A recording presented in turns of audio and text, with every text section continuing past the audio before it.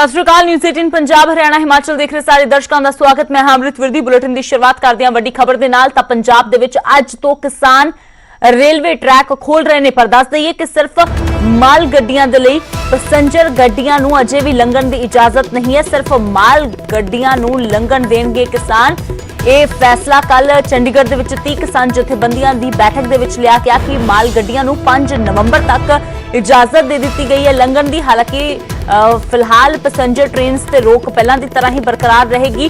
30 किसान जथेबंदियां दी मीटिंग दे विच यह फैसला होया है, पर इत्थे किसान जथेबंदियां भी वंडियां हुई नजर आ रही ने, क्योंकि बेशक 30 किसान जथेबंदियां ने 5 नवंबर तक रेलवे ट्रैक माल गड्डियां दे लई खोलण दा ऐलान कर दिता है, पर किसान मजदूर संघर्ष कमेटी ने रेलवे लाइनां खोलण तो इनकार कर दिता है। जी हां, अमृतसर दे विच कमेटी वालों अपना धरना जारी रखने का ऐलान किया गया है। तो उधर कैप्टन अमरिंदर सिंह दे वल्लों किसान जथेबंदियां ने जो माल गड्डियां नूं लंघण दी इजाजत दा फैसला लिया है उसका स्वागत किया है, पर नाल ही अपील की है कि हुण पैसेंजर ट्रेन्स नूं भी किसान राह देण। कैप्टन ने हवाला दिता है त्योहारां दा कि त्योहारां दे मद्देनज़र लोकां ने आउणा जाना है, तो इसलिए पैसेंजर ट्रेन्स नूं भी छूट दी जाए।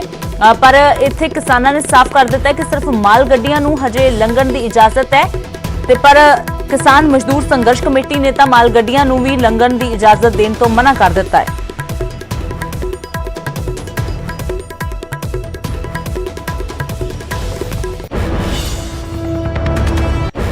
तो फिलहाल किसानां ने अज ट्रैक खाली करने शुरू कर दिते ने। अमृतसर की तस्वीर कुछ वखरी है, किस तरह के हालात ने जानांगे। बठिंडा तो सूरज पान मेरे सहयोगी जुड़े हुए ने, अमृतसर तो राजीव शर्मा। पहला सूरज पान दे कोलों जानते हैं। सूरज, लगातार संघर्ष चलता आ रहा सी, पर क्योंकि बार बार अपीलां कीतियां जा रही सी पंजाब हनेरे दे विच समा जाएगा, हवाला दिता जा रहा सी, तो फिलहाल किसानां ने रेलवे ट्रैक खाली करने की गल कह दी है। किस तरह की तस्वीर है बठिंडा दे विच? बिल्कुल, जो बठिंडा की गल की जाए, बठिंडा दे विच धरना हजे भी उस तरह जारी है। हालांकि किसान नज़र नहीं आ रहे धरने के उपर, क्योंकि किसान जथेबंदियां ने वो भी वंडियां हुई नज़र आ रही ने। हालांकि जथेबंदियां ने यह अनाउंस जरूर कर दिता है कि 4 तरीक तक धरने साडे जरूर कंटीन्यू रहणगे। 4 तरीक तक सिर्फ जिहड़ियां माल गड्डियां ने उन्होंने निकलण ते रिलीफ दिता जाएगा, क्योंकि ढोआ ढवाई नूं लैके झोने की ढवाई होवे जां होर होवे उस नूं लैके भी माल गड्डियां दा लंघना जरूरी सी, क्योंकि मुख मंत्री पहले अपील कर रही सी कि माल गड्डियां दे नाल कोयला दी ढोआ ढवाई नहीं हो रही, चावल है किसानां दे उन्हां दी ढोआ ढवाई नहीं हो रही, हो भी तमाम मुश्किलां ने जिन्हां दे विच किसान आउंदा है, तां करके इन्हां तमाम मुश्किलां नूं लैके हालांकि पंजाब दी सरकार ने किसानां दे लई जिहड़ी एक्ट विधान सभा दे विच लैके आंदे सी उसका असर भी थोड़ा जिहा नज़र आ रहा, पर फिर भी किसान जथेबंदियां ने वंडियां होईयां नज़र आ रही ने। हालांकि बठिंडा की गल की जाए तो 4 तरीक तक यह कह रहे हैं कि सिर्फ माल गड्डियां नूं निकलण दी इजाजत है, पर उस तरह जिहड़ा धरना है इन्हां दा बरकरार रहेगा। तुसीं देख सकते हो कि जिहड़े टेंट लगे हुए हैं उस तरह टेंट लगे हुए हैं। हालांकि जिहड़ा जोश पहला सी जोश उन्हां नज़र नहीं आ रहा। उन्नी गिनती दे विच किसान जिहड़े रात नूं इत्थे ट्रैक के उपर सौंदे सी, फिलहाल वो नज़र नहीं आ रहे, पर फिर भी किसान कह रहे हैं कि असीं आर पार की लड़ाई लड़ांगे और आर पाई की लड़ाई दे विच जित किसानां दी होगी, क्योंकि केंद्र की सरकार तो फैसला बदलाउणा है, तां करके स्टेट की सरकार दे नाल थोड़ा जिहा इन्हां नूं उन्हां दी गल्लां नूं समझना होएगा, क्योंकि किसान का किते ना किते जाके नुकसान इसे चीज़ का है कि ढोआ ढवाई नूं लैके जिवें कोयले का हवाला दिता सी, पर किसान जथेबंदियां ये कह रही सी कि कोयले की कोई घाट नहीं है, सरकार जानबूझ के उन्हां दे धरने नूं इधर बिधर करना चाहती है। पर फिर भी तुसीं तस्वीरां बठिंडा दीयां दिखा रहे किस तरह टेंट है जिहड़े किसानां दे लगे हुए ने और किसान आर पार की लड़ाई के मूड दे विच नज़र आ रहे हैं। बिल्कुल सूरज, पर यह किसानों के वालों साफ कर दिता गया कि असीं लोकां नूं परेशानी नहीं देवांगे, इसलिए माल गड्डियां नूं फिलहाल इजाजत दी गई है।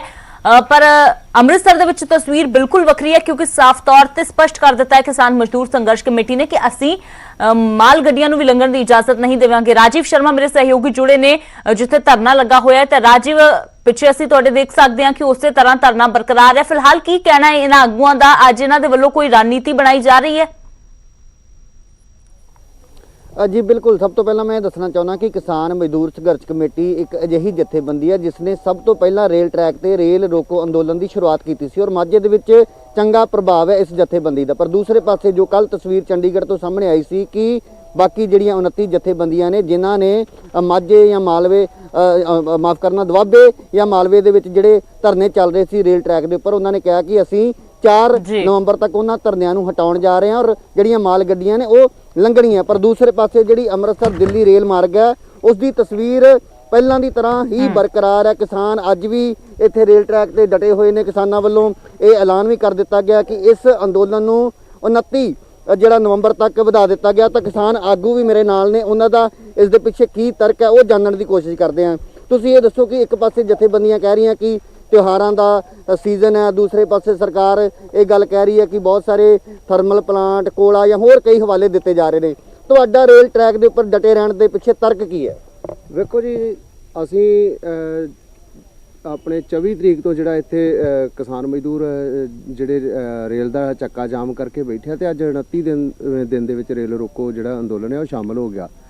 ਇਹਦੇ ਵਾਸਤੇ ਮੋਦੀ ਸਰਕਾਰ, ਕੈਪਟਨ ਸਰਕਾਰ ਜਿਹੜੀ ਜ਼ਿੰਮੇਵਾਰ ਆ, ਕਿਸਾਨ ਜ਼ਿੰਮੇਵਾਰ ਨਹੀਂ ਹੈ। ਵੇਖੋ, ਦੂਸਰੀਆਂ ਜਥੇਬੰਦੀਆਂ ਨੇ ਐਲਾਨ ਕੀਤਾ ਵਾ ਕਿ ਅਸੀਂ ਜਿਹੜਾ ਸਟੇਸ਼ਨਾਂ ਤੇ ਬੈਠਾਂਗੇ ਤੇ ਮਾਲ ਗੱਡੀਆਂ ਨੂੰ ਲਾਂਘਾ ਦੇਵਾਂਗੇ, ਤੇ ਸਾਡੇ ਕੋਲ ਇਹਦੇ ਵਾਸਤੇ ਆਪਸ਼ਨ ਹੈਗੀ ਆ ਕਿ ਜਿਵੇਂ ਆਪਣੇ ਬਿਆਸ ਤੋਂ ਵਾਇਆ ਗੋਂਦਵਾਲ ਤਰਨਤਾਰਨ ਸਾਹਿਬ ਰੂਟ ਜਿਹੜਾ ਆ ਉਹ ਚਾਲੂ ਆ। ਤੇ ਜੇ ਜੋ ਸਰਕਾਰ ਦੀ ਚਿੰਤਾ ਆ ਕਿ ਇੱਥੇ ਜਿਹੜੀਆਂ ਮਤਲਬ ਕਿ ਆਪਣੇ ਜਿਵੇਂ ਫਰਟੀਲਾਈਜ਼ਰ ਦੀ ਆ, ਕੋਲੇ ਦੀ ਕਮੀ ਆ ਸਕਦੀ ਆ, ਸੋ ਉਸ ਰੂਟ ਤਾਂ ਨਹੀਂ ਜਿਹੜੀਆਂ ਗੱਡੀਆਂ ਜਾ ਸਕਦੀਆਂ। ਤੁਹਾਡੀ ਜਥੇਬੰਦੀ ਜਿਹੜੇ ਵੱਲੋਂ ਜਿਹੜੇ ਵੱਡੇ ਧਰਨੇ ਸੀ, ਇੱਕ ਅੰਮ੍ਰਿਤਸਰ ਔਰ ਇੱਕ ਫਿਰੋਜ਼ਪੁਰ ਸੀ, ਕੀ ਫਿਰੋਜ਼ਪੁਰ ਵਾਲੇ ਧਰਨੇ ਨੂੰ ਹਟਾਇਆ ਜਾ ਰਿਹਾ ਫਿਲਹਾਲ? ਨਾ, ਬਿਲਕੁਲ ਉਹ ਵੀ ਜਿਹੜਾ ਜਾਰੀ ਆ, ਉਹ ਵੀ ਜਿਹੜਾ ਇਸੇ ਧਰਨੇ ਦੇ ਨਾਲ ਚੱਲੂਗਾ। ਤੇ ਔਰ ਜਿਹੜੀਆਂ ਜਥੇਬੰਦੀਆਂ ਲੜ ਰਹੀਆਂ ਵਾ ਪੂਰੇ ਭਾਰਤ ਦੇ ਵਿੱਚ, ਸੋ ਪੰਜਾਬ ਦੀਆਂ ਜਥੇਬੰਦੀਆਂ ਜਿਹੜੀਆਂ ਇੱਕ ਮੁੱਠੀ ਲੜ ਰਹੀਆਂ ਵਾ। ਪਰ ਇਹਦੇ ਨਾਲ ਇੱਕ ਸੁਨੇਹਾ ਜ਼ਰੂਰ ਜਾ ਰਿਹਾ ਕਿ ਕਿਸਾਨ ਜਥੇਬੰਦੀਆਂ ਦੇ ਵਿੱਚ ਵੰਡੀਆਂ ਪੈ ਰਹੀਆਂ ਨੇ, ਕਿਉਂਕਿ ਉਹ ਆਪਣਾ ਫੈਸਲਾ ਲੈ ਰਹੇ ਆ, ਤੁਸੀਂ ਆਪਣਾ ਫੈਸਲਾ। ਬਿਲਕੁਲ ਨਹੀਂ, ਕੋਈ ਵੰਡੀਆਂ ਨਹੀਂ ਪੈ ਰਹੀਆਂ। ਹਾਂ, ਜਥੇਬੰਦੀਆਂ ਦਾ ਆਪਣਾ ਫੈਸਲਾ ਹੈ ਆ, ਲੇਕਿਨ ਜਥੇਬੰਦੀਆਂ ਅਸੀਂ ਪਹਿਲਾਂ ਵੀ ਉਹਨਾਂ ਦੇ ਘੋਲਾਂ ਦੀ ਸ਼ਮੂਲੀਅਤ ਕਰਦੇ ਰਹੇ, ਉਹ ਸਾਡੇ ਘੋਲਾਂ ਦੀ ਸ਼ਮੂਲੀਅਤ ਕਰਦੇ ਰਹੇ। ਇਹਦੋਂ ਗਾਂ ਕਿਤੇ ਹਰਿਆਣੇ ਵਾਲੇ ਕਿਸਾਨ ਵੀ ਜਿਹੜੇ ਆ ਉਹਨਾਂ ਦੇ ਨਾਲ ਵੀ ਗੱਲਬਾਤ ਕਰਕੇ ਬਿਲਕੁਲ ਇਕਮੁੱਠ ਹੋ ਕੇ ਜਿਹੜਾ ਇਹ ਘੋਲ ਲੜਿਆ ਜਾ ਰਿਹਾ। ਹੁਣ ਜਿਵੇਂ 29 ਤਰੀਕ ਤੱਕ ਐਲਾਨ ਕਰ ਦਿੱਤਾ ਗਿਆ ਕਿ ਇਹ ਮੋਰਚਾ ਜਿਹੜਾ ਇਸੇ ਤਰ੍ਹਾਂ ਚੱਲੇਗਾ, ਕੀ 29 ਤੋਂ ਅੱਗੇ ਵੀ ਇਸ ਨੂੰ ਵਧਾਏ ਜਾਣ ਦੇ ਅਸਾਰ ਨੇ? 28 ਤਰੀਕ ਨੂੰ ਸੂਬਾ ਕੋਰ ਕਮੇਟੀ ਦੀ ਜਿਹੜੀ ਮੀਟਿੰਗ ਹੋਊਗੀ, ਉਹਦੇ ਵਿੱਚ ਜੋ ਫੈਸਲਾ ਆਊਗਾ ਉਹਦੇ ਮੁਤਾਬਕ ਜਿਹੜਾ ਇਹ ਘੋਲ ਜਿਹੜਾ ਜਾਰੀ ਰਹੂਗਾ, ਜੋ ਵੀ ਸੂਬਾ ਕਮੇਟੀ ਦਾ ਫੈਸਲਾ। ਤੁਹਾਡਾ ਇਹ ਤਰਕ ਹੈ ਕਿ ਇਸ ਟਰੈਕ ਤੇ ਬੈਠਣ ਦੇ ਨਾਲ ਮਾਲ ਗੱਡੀਆਂ ਤੇ ਕੋਈ ਪ੍ਰਭਾਵ ਨਹੀਂ ਪਏਗਾ, ਉਹ ਹੋਰ ਰੂਟ ਥਾਣੀ ਅੰਮ੍ਰਿਤਸਰ ਜਾ ਸਕਦੀਆਂ? ਬਿਲਕੁਲ ਜਾ ਸਕਦੀਆਂ, ਬਿਲਕੁਲ। ਜਿਹੜੇ ਹੋਰ ਇਸ ਤੋਂ ਇਲਾਵਾ ਕੀ ਤੁਹਾਡੀ ਰਣਨੀਤੀ ਹੈ? ਕਿਉਂਕਿ ਪਿਛਲੇ ਦਿਨਾਂ ਦੇ ਵਿੱਚ ਬਹੁਤ ਵੱਡੇ ਇਕੱਠ ਵੀ ਇਸ ਰੇਲ ਟਰੈਕ ਤੇ ਕੀਤੇ ਗਏ, ਕੀ ਆਉਣ ਵਾਲੇ ਦਿਨਾਂ ਦੇ ਵਿੱਚ ਵੀ ਕੋਈ ਐਸੀ ਰਣਨੀਤੀ ਉਲੀਕੀ? ਆਉਣ ਵਾਲੇ ਦਿਨਾਂ ਦੇ ਵਿੱਚ ਸਾਡਾ ਜਿਵੇਂ ਕੱਲ ਨੂੰ 23 ਤਰੀਕ ਨੂੰ ਅਸੀਂ ਪੰਜਾਬ ਭਰ ਦੇ ਜਿਹੜੇ ਜ਼ਿਲ੍ਹੇ ਪੱਧਰ ਤੇ ਅਸੀਂ ਮੋਦੀ ਦੇ ਆਪਣੇ ਅਡਾਨੀਆਂ ਦੇ ਜਿਹੜੇ ਪੁਤਲੇ ਫੂਕਣ ਵਾਸਤੇ ਜਾ ਰਹੇ ਆ, ਤੇ ਉਹਨਾਂ ਦੇ ਵਿੱਚ ਬਹੁਤ ਵੱਡੇ ਇਕੱਠ ਜਿਹੜੇ ਪੰਜਾਬ ਦੇ ਵਿੱਚ ਬੀਬੀਆਂ ਦੇ ਜਿਹੜੇ ਕੀਤੇ ਜਾ ਰਹੇ ਆ। ਪਹਿਲਾਂ ਵੀ ਅਸੀਂ 27 ਤਰੀਕ ਨੂੰ ਬੀਬੀਆਂ ਦੇ ਇਕੱਠ ਜਿਹੜੇ ਬਹੁਤ ਵੱਡੇ ਕੀਤੇ ਸੀਗੇ। ਇਸੇ ਤਰੀਕੇ ਜ਼ਿਲ੍ਹੇ ਪੱਧਰ ਤੇ ਕੱਲ ਨੂੰ 23 ਤਰੀਕ ਨੂੰ ਵੱਡੇ ਇਕੱਠ ਕਰਕੇ ਜਿਹੜੇ ਕਹਿ ਸਕਦੇ ਕਿ ਕਿਸਾਨ ਮਜ਼ਦੂਰ ਸੰਘਰਸ਼ ਕਮੇਟੀ ਆਰ ਪਾਰ ਦੀ ਲੜਾਈ ਜਿਹੜੀ ਪਹਿਲੇ ਦਿਨ ਤੋਂ ਕਹਿੰਦੀ ਆ ਰਹੀ ਉੱਤੇ ਡਟੀ ਹੈ। ਬਿਲਕੁਲ ਜੀ, ਅਸੀਂ ਉਦੋਂ ਤੱਕ ਲੜਾਂਗੇ। ਰਾਜੀਵ, ਜੇਕਰ ਸਿਆਸਤ ਦੇ ਐਂਗਲ ਤੋਂ ਇਹਨਾਂ ਦੇ ਕੋਲੋਂ ਤੁਸੀਂ ਪੁੱਛੋ ਕਿ ਜੋ ਪੰਜਾਬ ਸਰਕਾਰ ਬਿੱਲ ਲੈ ਕੇ ਆਈ ਹੈ ਉਸ ਦੇ ਉੱਪਰ ਕੀ ਘੋਖ ਇਹਨਾਂ ਦੇ ਵੱਲੋਂ ਕੀਤੀ ਗਈ ਹੈ, ਕਿਸ ਤਰ੍ਹਾਂ ਇਹ ਦੇਖਦੇ ਨੇ? ਪਰ ਕਿਉਂਕਿ ਅੱਗੇ ਹਜੇ ਰਾਸ਼ਟਰਪਤੀ ਤੋਂ ਮਨਜ਼ੂਰੀ ਮਿਲਦੀ ਨਜ਼ਰ ਨਹੀਂ ਆ ਰਹੀ, ਗਵਰਨਰ ਦੇ ਕੋਲੋਂ ਮਨਜ਼ੂਰੀ ਮਿਲਦੀ ਨਹੀਂ ਨਜ਼ਰ ਆ ਰਹੀ, ਤਾਂ ਕੀ ਲੱਗਦਾ ਹੈ ਕਿ ਜੋ ਸਰਕਾਰ ਦੇ ਵੱਲੋਂ ਸਟੈਂਡ ਲਿਆ ਕੇ ਆਏ ਕਿਸਾਨ ਉਸ ਨੂੰ ਕਿਸ ਤਰ੍ਹਾਂ ਦੇਖਦੇ ਨੇ? ਜੀ ਬਿਲਕੁਲ, ਮੈਂ ਇਹਨਾਂ ਨੂੰ ਇਹ ਸਵਾਲ ਕਰਦਾ ਕਿਉਂਕਿ ਪਿਛਲੇ ਜਿਹੜੇ ਕੁਝ 2-3 ਦਿਨਾਂ ਦੇ ਵਿੱਚ ਅਸੀਂ ਜਿਹੜੀ ਵਿਧਾਨ ਸਭਾ ਸੈਸ਼ਨ ਦੀ ਗੱਲ ਕਰੀਏ ਤਾਂ ਉਹਦੇ ਵਿੱਚ ਬਹੁਤ ਸਾਰੀਆਂ ਤਸਵੀਰਾਂ ਸਾਹਮਣੇ ਆ। ਇੱਕ ਤਸਵੀਰ ਦੇ ਵਿੱਚ ਸਾਰੀਆਂ ਸਿਆਸੀ ਧਿਰਾਂ ਇਕੱਠੀਆਂ ਗਵਰਨਰ ਸਾਹਿਬ ਨੂੰ ਮਿਲਣ ਜਾ ਰਹੀਆਂ ਨੇ। ਜਿਹੜੇ ਬਿੱਲ ਪਾਸ ਕੀਤੇ ਗਏ ਨੇ ਉਹਨਾਂ ਨੂੰ ਇੱਕ ਕਿਸਾਨ ਜਾਂ ਇੱਕ ਕਿਸਾਨ ਆਗੂ ਕਿੱਦਾਂ ਦੇਖ ਰਿਹਾ? ਕੀ ਉਹਦੇ ਨਾਲ ਇਸ ਅੰਦੋਲਨ ਤੇ ਕੋਈ ਫਰਕ ਪਏਗਾ ਜਾਂ ਕਿਸਾਨਾਂ ਨੂੰ ਉਹਦਾ ਕੋਈ ਲਾਭ ਮਿਲਣ ਵਾਲਾ? ਵੇਖੋ ਜੀ, ਇਹ ਜਿਹੜੇ ਬਿੱਲ ਇਹਨਾਂ ਨੇ ਵਿਧਾਨ ਸਭਾ 'ਚ ਪਾਸ ਕੀਤੇ ਆ, ਇਹ ਕਿਸਾਨ ਨੂੰ ਇੱਕ ਧਰਵਾਸ ਜਿਹੜਾ ਦੇਣ ਵਾਲੀ ਗੱਲ ਆ। ਉਹਦੇ ਵਿੱਚ ਜਿਵੇਂ ਮਤਲਬ ਕਿ ਬਹੁਤ ਸਾਰੀਆਂ ਜਿਹੜੀਆਂ ਬੇਨਿਯਮੀਆਂ ਵਾ ਉਹਨਾਂ ਨੂੰ ਦੂਰ ਕਰਨ ਦੀ ਲੋੜ ਆ। ਅਸਲ ਦੇ ਵਿੱਚ ਇਹ ਕਿਤੇ ਕੈਪਟਨ ਸਰਕਾਰ ਜਿਹੜੀ ਆ ਉਹ ਕੇਂਦਰ ਸਰਕਾਰ ਦੀ ਕਿਤੇ ਮਦਦ ਕਰ ਰਹੀ ਆ। ਲੁਕਵੇਂ ਜਿਹੜੇ ਇਹਦੇ ਵਿੱਚ ਬਹੁਤ ਚੋਰ ਮੋਰੀਆਂ ਵਾ। ਪਰ ਜਿਹੜੀਆਂ ਜਥੇਬੰਦੀ ਸਿਆਸੀ ਧਿਰਾਂ ਨਾਲ ਸੀ, ਅਗਲੇ ਦਿਨ ਉਹੀ ਪ੍ਰੈਸ ਕਾਨਫਰੰਸ ਕਰਕੇ ਸਰਕਾਰ ਦੇ ਫੈਸਲੇ ਬਾਰੇ ਕਈ ਸਵਾਲ ਖੜੇ ਕਰਦੀਆਂ ਨਜ਼ਰ ਆਈਆਂ। ਵੇਖੋ ਜੀ, ਸਰਕਾਰਾਂ ਜੋ ਵੀ ਕਰ ਰਹੀਆਂ ਵਾ, ਇਹ ਤੇ ਹਰ ਇੱਕ ਸਿਆਸੀ ਪਾਰਟੀ ਜਿਹੜੀ ਆ ਮਤਲਬ ਵੀ ਇਹ ਕਹਿ ਰਹੀ ਆ ਕਿ ਅਸੀਂ ਇਤਿਹਾਸਕ ਫੈਸਲਾ ਕਰ ਦਿੱਤਾ। ਸਾਨੂੰ ਇਸ ਗੱਲ ਦੀ ਸਮਝ ਨਹੀਂ ਆਉਂਦੀ ਕਿ ਪੂਰੇ ਭਾਰਤ ਦੇ ਜਿਹੜੇ ਲੋਕ ਆ ਉਹ ਸੜਕਾਂ ਤੇ ਉਤਰੇ ਆ, ਰੇਲਾਂ ਦੀਆਂ ਲਾਈਨਾਂ ਰੋਕ ਕੇ ਬੈਠੇ ਆ, ਤੇ ਜਿਹੜੀਆਂ ਭਾਰਤੀ ਹਕੂਮਤਾਂ ਵਾ ਜਾਂ ਸੂਬੇ ਦੀਆਂ ਸਰਕਾਰਾਂ ਇਹ ਕਿਹੜੇ ਇਤਿਹਾਸਕ ਫੈਸਲੇ ਰਚ ਰਹੀਆਂ, ਜਦ ਕਿ ਲੋਕਤੰਤਰ ਦੇ ਵਿੱਚ ਜੋ ਲੋਕ ਮੰਗ ਕਰ ਰਹੇ ਆ ਉਹ ਤੇ ਹੋ ਨਹੀਂ ਰਿਹਾ। ਕਿੱਥੇ ਪੂਰੇ ਇਸ ਘਟਨਾਕ੍ਰਮ ਦੇ ਵਿੱਚ ਇੱਕ ਜਿਹੜੀ ਨਵੀਂ ਤਸਵੀਰ ਪੰਜਾਬ ਦੇ ਵਿੱਚ ਸਾਹਮਣੇ ਆਈ ਉਹ ਇਹ ਹੈ ਕਿ ਪੰਜਾਬ ਦੇ ਵੱਖ-ਵੱਖ ਜ਼ਿਲ੍ਹਿਆਂ ਦੇ ਵਿੱਚ ਕਿਸਾਨਾਂ ਵੱਲੋਂ ਟਰੱਕ ਰੋਕੇ ਗਏ ਨੇ, ਜਿਨ੍ਹਾਂ ਦੇ ਵਿੱਚ ਯੂਪੀ ਜਾਂ ਹੋਰ ਸੂਬਿਆਂ ਤੋਂ ਜਿਹੜਾ ਝੋਨਾ ਉਹ ਪੰਜਾਬ ਦੇ ਵਿੱਚ ਲਿਆਂਦਾ ਜਾ ਰਿਹਾ ਸੀ। ਅੰਮ੍ਰਿਤਸਰ ਦੇ ਜੰਡਿਆਲਾ ਗੁਰੂ ਤੇ ਵੀ ਟਰੱਕ ਰੋਕੇ ਗਏ ਨੇ। ਬਿਲਕੁਲ ਜੀ, ਬਹੁਤ ਵੱਡੀ ਤਾਦਾਦ ਦੇ ਵਿੱਚ ਮਤਲਬ ਕਿ ਜਿਹੜਾ ਯੂਪੀ ਤੋਂ ਬਿਹਾਰ ਤੋਂ ਜਿਹੜਾ ਝੋਨਾ, ਕਿਉਂਕਿ ਉੱਥੇ ਜਿਹੜੀਆਂ ਸਰਕਾਰੀ ਮੰਡੀ ਦਾ ਜਿਹੜਾ ਸਿਸਟਮ ਪਹਿਲਾਂ ਭੰਗ ਹੋ ਚੁੱਕਿਆ ਸੀਗਾ ਤੇ ਕਿਸਾਨ ਨੂੰ ਉੱਥੇ ਉਹ ਨਹੀਂ ਕਿ ਕਿਸਾਨ ਝੋਨਾ ਲੈ ਕੇ ਆ ਰਿਹਾ, ਕਿਸਾਨ ਕੋਈ ਨਹੀਂ ਝੋਨਾ ਲੈ ਕੇ ਆ ਰਿਹਾ, ਕਿਸਾਨ ਦਾ ਝੋਨਾ ਉੱਥੇ 800 ਨੂੰ 700 ਨੂੰ ਜਿਹੜਾ ਖਰੀਦਿਆ ਜਾ ਰਿਹਾ, ਵਪਾਰੀ ਜਿਹੜਾ ਵਾ ਝੋਨਾ ਖਰੀਦ ਕੇ ਪੰਜਾਬ ਦੀ ਮੰਡੀਆਂ ਦੇ ਵਿੱਚ MSP ਦਾ ਲਾਹਾ ਲੈ ਰਿਹਾ। ਸੋ ਜੇ ਇੱਥੇ ਇਹ ਸਿਸਟਮ ਲਾਗੂ ਹੋ ਜਾਂਦਾ ਤੇ ਫਿਰ ਇੱਥੇ ਵਾਲਾ ਕਿਸਾਨ ਵੀ ਜਿਹੜਾ ਇਸੇ ਤਰੀਕੇ ਨਾਲ ਜਿਵੇਂ ਉਹ ਯੂਪੀ ਬਿਹਾਰ ਵਾਲੇ ਜਿਹੜੇ 800 ਨੂੰ 900 ਨੂੰ ਝੋਨਾ ਵੇਚਣ ਨੂੰ ਮਜਬੂਰ ਆ, ਸੋ ਪੰਜਾਬ ਦੇ ਕਿਸਾਨ ਦੀ ਵੀ ਜਿਹੜੀ ਇਹੀ ਦੁਰਦਸ਼ਾ ਹੋਊਗੀ। ਤਾਂ ਇਹ ਨੇ ਕਿਸਾਨ ਆਗੂ, ਔਰ ਦੂਸਰੇ ਪਾਸੇ ਰੇਲ ਟਰੈਕ ਦੇ ਉੱਪਰ ਲਗਾਤਾਰ ਜਿਹੜੇ ਕਿਸਾਨ ਡਟੇ ਨੇ। ਤੁਸੀਂ ਦੇਖ ਸਕਦੇ ਹੋ ਕਿ ਅੱਜ 29ਵਾਂ ਦਿਨ ਇਸ ਮੋਰਚੇ ਨੂੰ ਹੋ ਚੁੱਕਿਆ, ਔਰ ਇਹਨਾਂ ਦਾ ਕਹਿਣਾ ਕਿ 28 ਤਰੀਕ ਨੂੰ ਜਿਹੜੀ ਸੂਬਾ ਕੋਰ ਕਮੇਟੀ ਆ ਉਹ ਬੈਠਕ ਕਰੇਗੀ। ਔਰ ਬਿਲਕੁਲ ਰਾਜੀਵ, ਤਾਂ ਵਧਾਇਆ ਜਾ ਸਭ ਸਕਦਾ ਤੋਂ ਪੁਰਾਣਾ ਮੋਰਚਾ ਜਿਹੜਾ ਇੱਥੇ ਲੱਗਿਆ ਹੋਇਆ ਸੀ, ਪਰ ਕਿਸਾਨ ਜਥੇਬੰਦੀਆਂ ਵੀ ਸਿੱਧੇ ਤੌਰ ਤੇ ਵੱਖ-ਵੱਖ ਟਰੈਕ ਤੇ ਨਜ਼ਰ ਆ ਰਹੀਆਂ ਨੇ।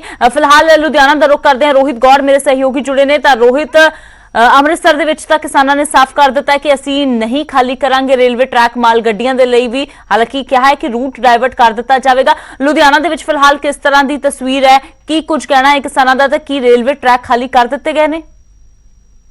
ਜੀ ਬਿਲਕੁਲ, ਮੈਂ ਤੁਹਾਨੂੰ ਸਭ ਤੋਂ ਪਹਿਲਾਂ ਰੇਲਵੇ ਟਰੈਕ ਦੀ ਤਸਵੀਰਾਂ ਦਿਖਾਣਾ ਚਾਹੂੰਗਾ। ਜਿੱਦਾਂ ਕਿ ਅੰਮ੍ਰਿਤਸਰ ਦੇ ਵਿੱਚ ਤਸਵੀਰਾਂ ਨਿਕਲ ਕੇ ਸਾਹਮਣੇ ਆਈਆਂ ਕਿ ਰੇਲਵੇ ਟਰੈਕ ਤੇ ਜਿਉਂ ਦੇ ਤਿਉਂ ਕਿਸਾਨ ਬੈਠੇ ਹੋਏ ਨੇ, ਪਰ ਫਲੋਰ ਦੇ ਜਿਹੜੇ ਸਟੇਸ਼ਨ ਦੇ ਉੱਤੇ ਜਿਸ ਤਰੀਕੇ ਨਾਲ ਜਿਹੜੇ ਕਿਸਾਨ ਸੀ ਬੈਠੇ ਹੋਏ ਸੀਗੇ ਉਹ ਹੁਣ ਉੱਠ ਚੁੱਕੇ ਨੇ। ਮੈਂ ਤਸਵੀਰਾਂ ਤੁਹਾਨੂੰ ਦਿਖਾਊਂਗਾ ਕਿ ਦਰੀਆਂ ਜਿਹੜੀਆਂ ਪਹਿਲਾਂ ਵਿਛੀਆਂ ਹੋਈ ਸੀ ਇਸ ਰੇਲਵੇ ਟਰੈਕ ਦੇ ਉੱਤੇ ਉਹ ਇਕੱਠੀਆਂ ਕਰ ਲਿੱਤੀਆਂ ਗਈਆਂ ਨੇ ਔਰ ਇਸ ਰੇਲਵੇ ਟਰੈਕ ਨੂੰ ਖੋਲ ਦਿੱਤਾ ਗਿਆ ਵਾ। ਔਰ ਸਾਫ਼ ਤੌਰ ਤੇ ਕਿਸਾਨ ਜਥੇਬੰਦੀਆਂ ਵੱਲੋਂ ਇਹ ਐਲਾਨ ਕੀਤਾ ਗਿਆ ਸੀਗਾ ਕਿ ਹੁਣ ਜਿੰਨੀ ਵੀ ਮਾਲ ਗੱਡੀਆਂ ਹੋਣਗੀਆਂ ਉਹਨਾਂ ਨੂੰ ਰਸਤਾ ਦਿੱਤਾ ਜਾਊਗਾ, ਕਿਉਂਕਿ ਮਾਲ ਗੱਡੀਆਂ ਦੇ ਰਾਹੀਂ ਜਿਹੜਾ ਜਿਸ ਕੋਲੇ ਦੀ ਛੋਟੇਜ ਆ ਰਹੀ ਹੈ ਔਰ ਖਾਦ ਦੀ ਛੋਟੇਜ ਆ ਰਹੀ ਹੈ, ਉਸ ਚੀਜ਼ ਨੂੰ ਖਾਸਾ ਤੌਰ ਤੇ ਧਿਆਨ ਰੱਖਦੇ ਹੋਏ ਹੀ ਇਸ ਚੀਜ਼ ਦਾ ਜਿਹੜਾ ਫੈਸਲਾ ਲਿੱਤਾ ਗਿਆ ਵਾ। ਔਰ तमाम ਜਿਹੜੀ ਰੇਲਵੇ ਟਰੈਕ ਜਿਹੜੇ ਲੁਧਿਆਣਾ ਸ਼ਹਿਰ ਦੇ ਆਸ-ਪਾਸ ਨੂੰ ਜਿਹੜੇ ਜੁੜਦੇ ਨੇ ਉਹ ਰੇਲਵੇ ਟਰੈਕ ਖੋਲ ਦਿੱਤੇ ਗਏ ਨੇ। ਮੇਰੇ ਨਾਲ ਕੁਝ ਜਥੇਬੰਦੀਆਂ ਦੇ ਆਗੂ ਮੇਰੇ ਨਾਲ ਮੌਜੂਦ ਨੇ, ਉਹਨਾਂ ਨਾਲ ਅਸੀਂ ਗੱਲ ਕਰ ਲੈਂਦੇ ਹਾਂ। ਸਰ, ਜਿੰਨੇ ਵੀ ਰੇਲਵੇ ਟਰੈਕ ਸੀਗੇ ਉਹਨਾਂ ਨੂੰ ਖੋਲ ਦਿੱਤਾ ਗਿਆ ਵਾ ਮਾਲ ਗੱਡੀਆਂ ਵਾਸਤੇ?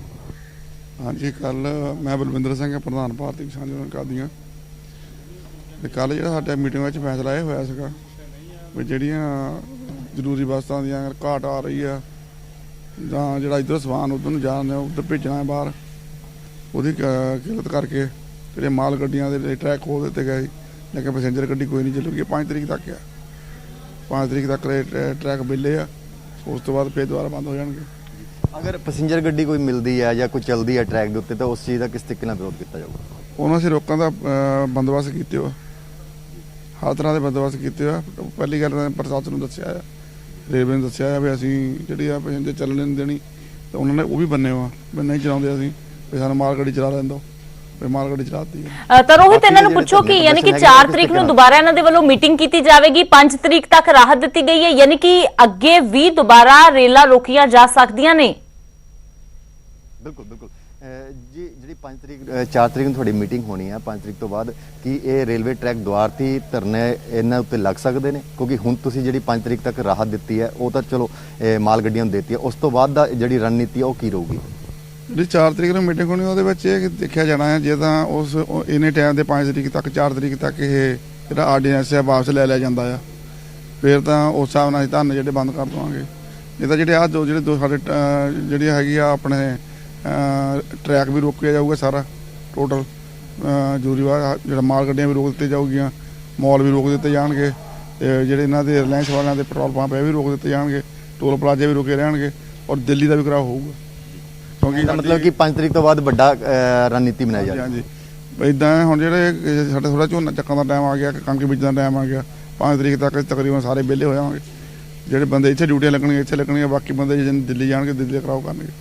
ਬਿਲਕੁਲ ਅੰਮ੍ਰਿਤ, ਤੁਸੀਂ ਦੇਖ ਸਕਦੇ ਹੋ ਸਾਫ਼ ਤੌਰ ਤੇ ਕਿ ਇਹਨਾਂ ਨੇ ਸਾਫ਼ ਕਰ ਦਿੱਤਾ ਵਾ ਕਿ ਕਿਸਾਨ ਜਥੇਬੰਦੀਆਂ ਨੇ ਕਿ 5 ਤਰੀਕ ਤੱਕ ਜਿਹੜੀ ਅਸੀਂ ਰਾਹਤ ਦਿੱਤੀ ਆ ਉਹ ਕਿਤੇ ਨਾ ਕਿਤੇ ਸਰਕਾਰਾਂ ਨੂੰ ਇਹ ਸੋਚਣ ਦਾ ਟਾਈਮ ਦਿੱਤਾ ਵਾ ਕਿ ਉਹ ਜਿਹੜਾ ਕਾਨੂੰਨ ਹੈਗਾ ਵਾ ਉਸ ਨੂੰ ਵਾਪਸ ਲਿੱਤਾ ਜਾਵੇ। ਪਲੱਸ ਦੂਜੇ ਪਾਸੇ ਝੋਨੇ ਦੀ ਜਿਹੜੀ ਅਗਲੀ ਫਸਲ ਹੈਗੀ ਆ ਉਸ ਚੀਜ਼ ਨੂੰ ਲੈ ਕੇ ਵੀ ਇਹਨਾਂ ਦੀ ਤਿਆਰੀਆਂ ਸ਼ੁਰੂ ਹੋ ਚੁੱਕੀਆਂ ਤੇ 5 ਤਰੀਕ ਤੱਕ ਉਹ ਵੀ ਮੁਕੰਮਲ ਹੋ ਜਾਣਗੇ ਤੇ ਉਸ ਤੋਂ ਬਾਅਦ ਕਿਸਾਨ ਬਿਲਕੁਲ ਰੋਹਿਤ, ਤਾਂ ਸੰਘਰਸ਼ ਜਾਰੀ ਰਹੇਗਾ। ਕਿਸਾਨ ਬਾਰ-ਬਾਰ ਇਹ ਗੱਲ ਸਪਸ਼ਟ ਕਰ ਰਹੇ ਨੇ, ਸਰਕਾਰ ਦੇ ਕੰਨਾਂ ਤੱਕ ਵੀ ਪਹੁੰਚਾ ਰਹੇ ਨੇ सूरज मेरे सहयोगी जुड़े ने, एक बार फिर तो रुक करते हैं। तो सूरज, बेशक ट्रैक खाली करने शुरू कर देते हैं, पर किसान साफ तौर पर कह रहे हैं कि इस राहत नूं सरकार परमानेंट ना समझे, बल्कि ये सिर्फ एक टैंपरेरी राहत है। ਬਿਲਕੁਲ ਅਮਰਿਤ, ਕੋਈ ਦੋ ਰਾਏ ਨਹੀਂ ਹੈ। ਤੁਸੀਂ ਦੇਖ ਸਕਦੇ ਹੋ ਜਿਹੜੇ ਟੈਂਟ ਨੇ ਉਸੇ ਤਰ੍ਹਾਂ ਲੱਗੇ ਹੋਏ ਨੇ ਔਰ ਅਗਲੀ ਰਣਨੀਤੀ ਕੀ ਹੈ, ਆਪਾਂ ਕਿਸਾਨਾਂ ਨਾਲ ਗੱਲਬਾਤ ਕਰਦੇ ਹਾਂ ਕਿ ਆਖਿਰਕਾਰ ਰਣਨੀਤੀ ਕੀ ਹੈ। ਪ੍ਰਧਾਨ ਜੀ, ਅਗਲੀ ਰਣਨੀਤੀ ਕੀ ਹੈ? ਕਿੰਨੇ ਦਿਨਾਂ ਵਾਸਤੇ ਰਿਲੀਫ ਦਿੱਤੀ ਹੈ ਜਾਂ ਰਿਲੀਫ ਦਿੱਤੀ ਹੈ ਕਿ ਨਹੀਂ ਦਿੱਤੀ? ਰੇਲ ਗੱਡੀਆਂ ਨਿਕਲਣਗੀਆਂ, ਮਾਲ ਗੱਡੀਆਂ ਜਾਂ ਨਹੀਂ? ਮੈਂ ਰਣਜੀਤ ਸਿੰਘ ਜੀਦਾ, BKU ਸਿੱਧੂਪੁਰ ਜ਼ਿਲ੍ਹਾ ਪ੍ਰੈਸ ਸਕੱਤਰ। ਜਿਹੜੀ ਸਾਡੀ ਕੱਲ ਮੀਟਿੰਗ ਹੋਈ ਹੈ ਜਥੇਬੰਦੀਆਂ ਦੀ, ਸੋ ਉਹਦੇ ਵਿੱਚ ਮਾਲ ਗੱਡੀਆਂ ਨੂੰ ਜਿਹੜਾ ਲੰਘਣ ਵਾਸਤੇ ਕਿਹਾ 4 ਤਰੀਕ ਤੇ ਜਿਹੜਾ ਇਹਨਾਂ ਨੂੰ ਛੋੜ ਦਿੱਤੀ ਗਈ ਹੈ।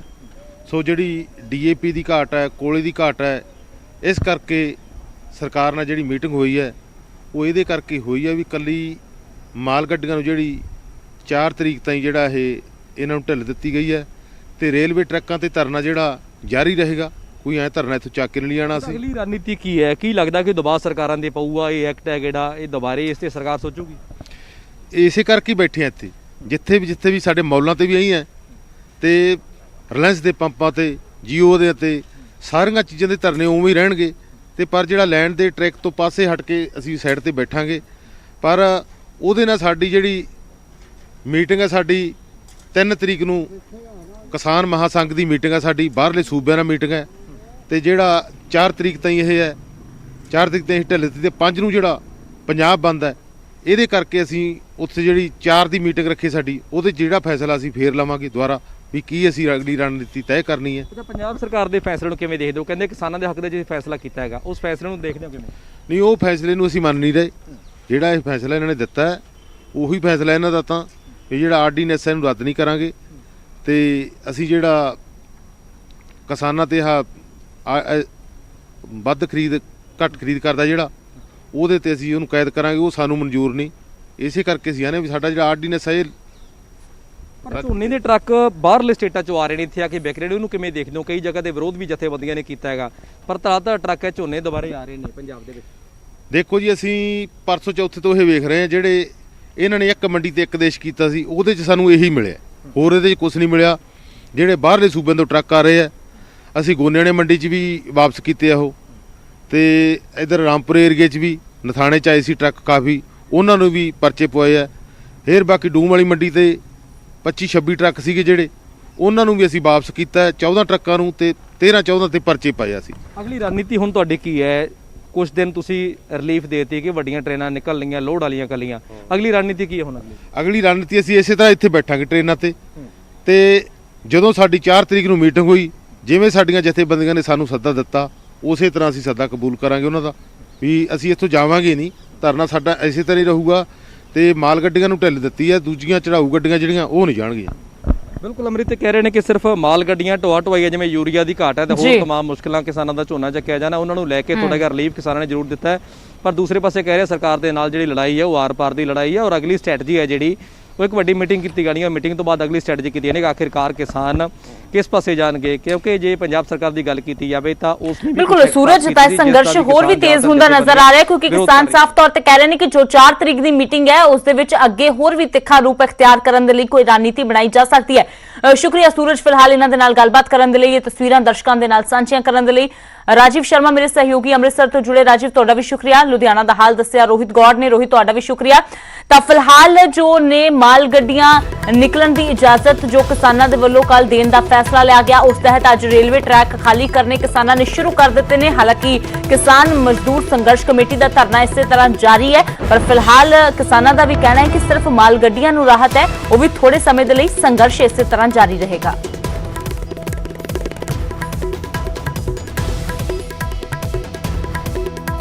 ਤੇ ਉਧਰ ਪੰਜਾਬ ਸਰਕਾਰ ਦੇ ਖੇਤੀ ਬਿੱਲਾਂ ਦਾ ਵਿਰੋਧੀ ਪਾਰਟੀਆਂ ਨੇ ਵਿਧਾਨ ਸਭਾ ਦੇ ਅੰਦਰ ਸਮਰਥਨ ਕੀਤਾ।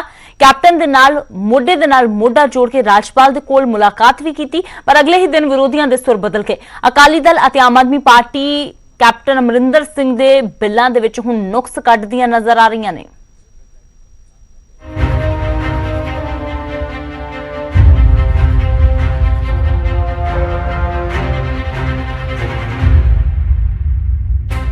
ਕਿਸਾਨਾਂ ਦੇ ਨਾਮ ਤੇ ਕੇਂਦਰ ਦੇ ਖਿਲਾਫ ਏਕਤਾ ਦਾ ਸੰਦੇਸ਼ ਦੇਣ ਵਾਲੇ ਸੂਬੇ ਦੇ ਸਿਆਸੀ ਦਲ ਇੱਕ ਵਾਰ ਫਿਰ ਤੋਂ ਉੱਥੇ ਹੀ ਆ ਕੇ ਖੜੇ ਹੋ ਗਏ ਨੇ, ਜਿੱਥੋਂ ਇਹਨਾਂ ਪਾਰਟੀਆਂ ਦੀ ਸਿਆਸਤ ਚੱਲਦੀ ਹੈ।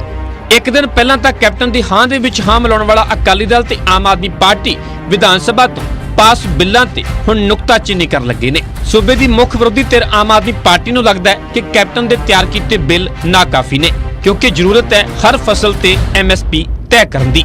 ਆਮ ਆਦਮੀ ਪਾਰਟੀ ਦਾ ਇੱਥੋਂ ਤੱਕ ਕਹਿ ਦਿੱਤਾ ਕਿ ਜੇਕਰ ਕੈਪਟਨ ਤੋਂ ਇਹ ਨਹੀਂ ਹੋ ਰਿਹਾ ਤਾਂ ਕੁਰਸੀ ਛੱਡ ਦੇਣ।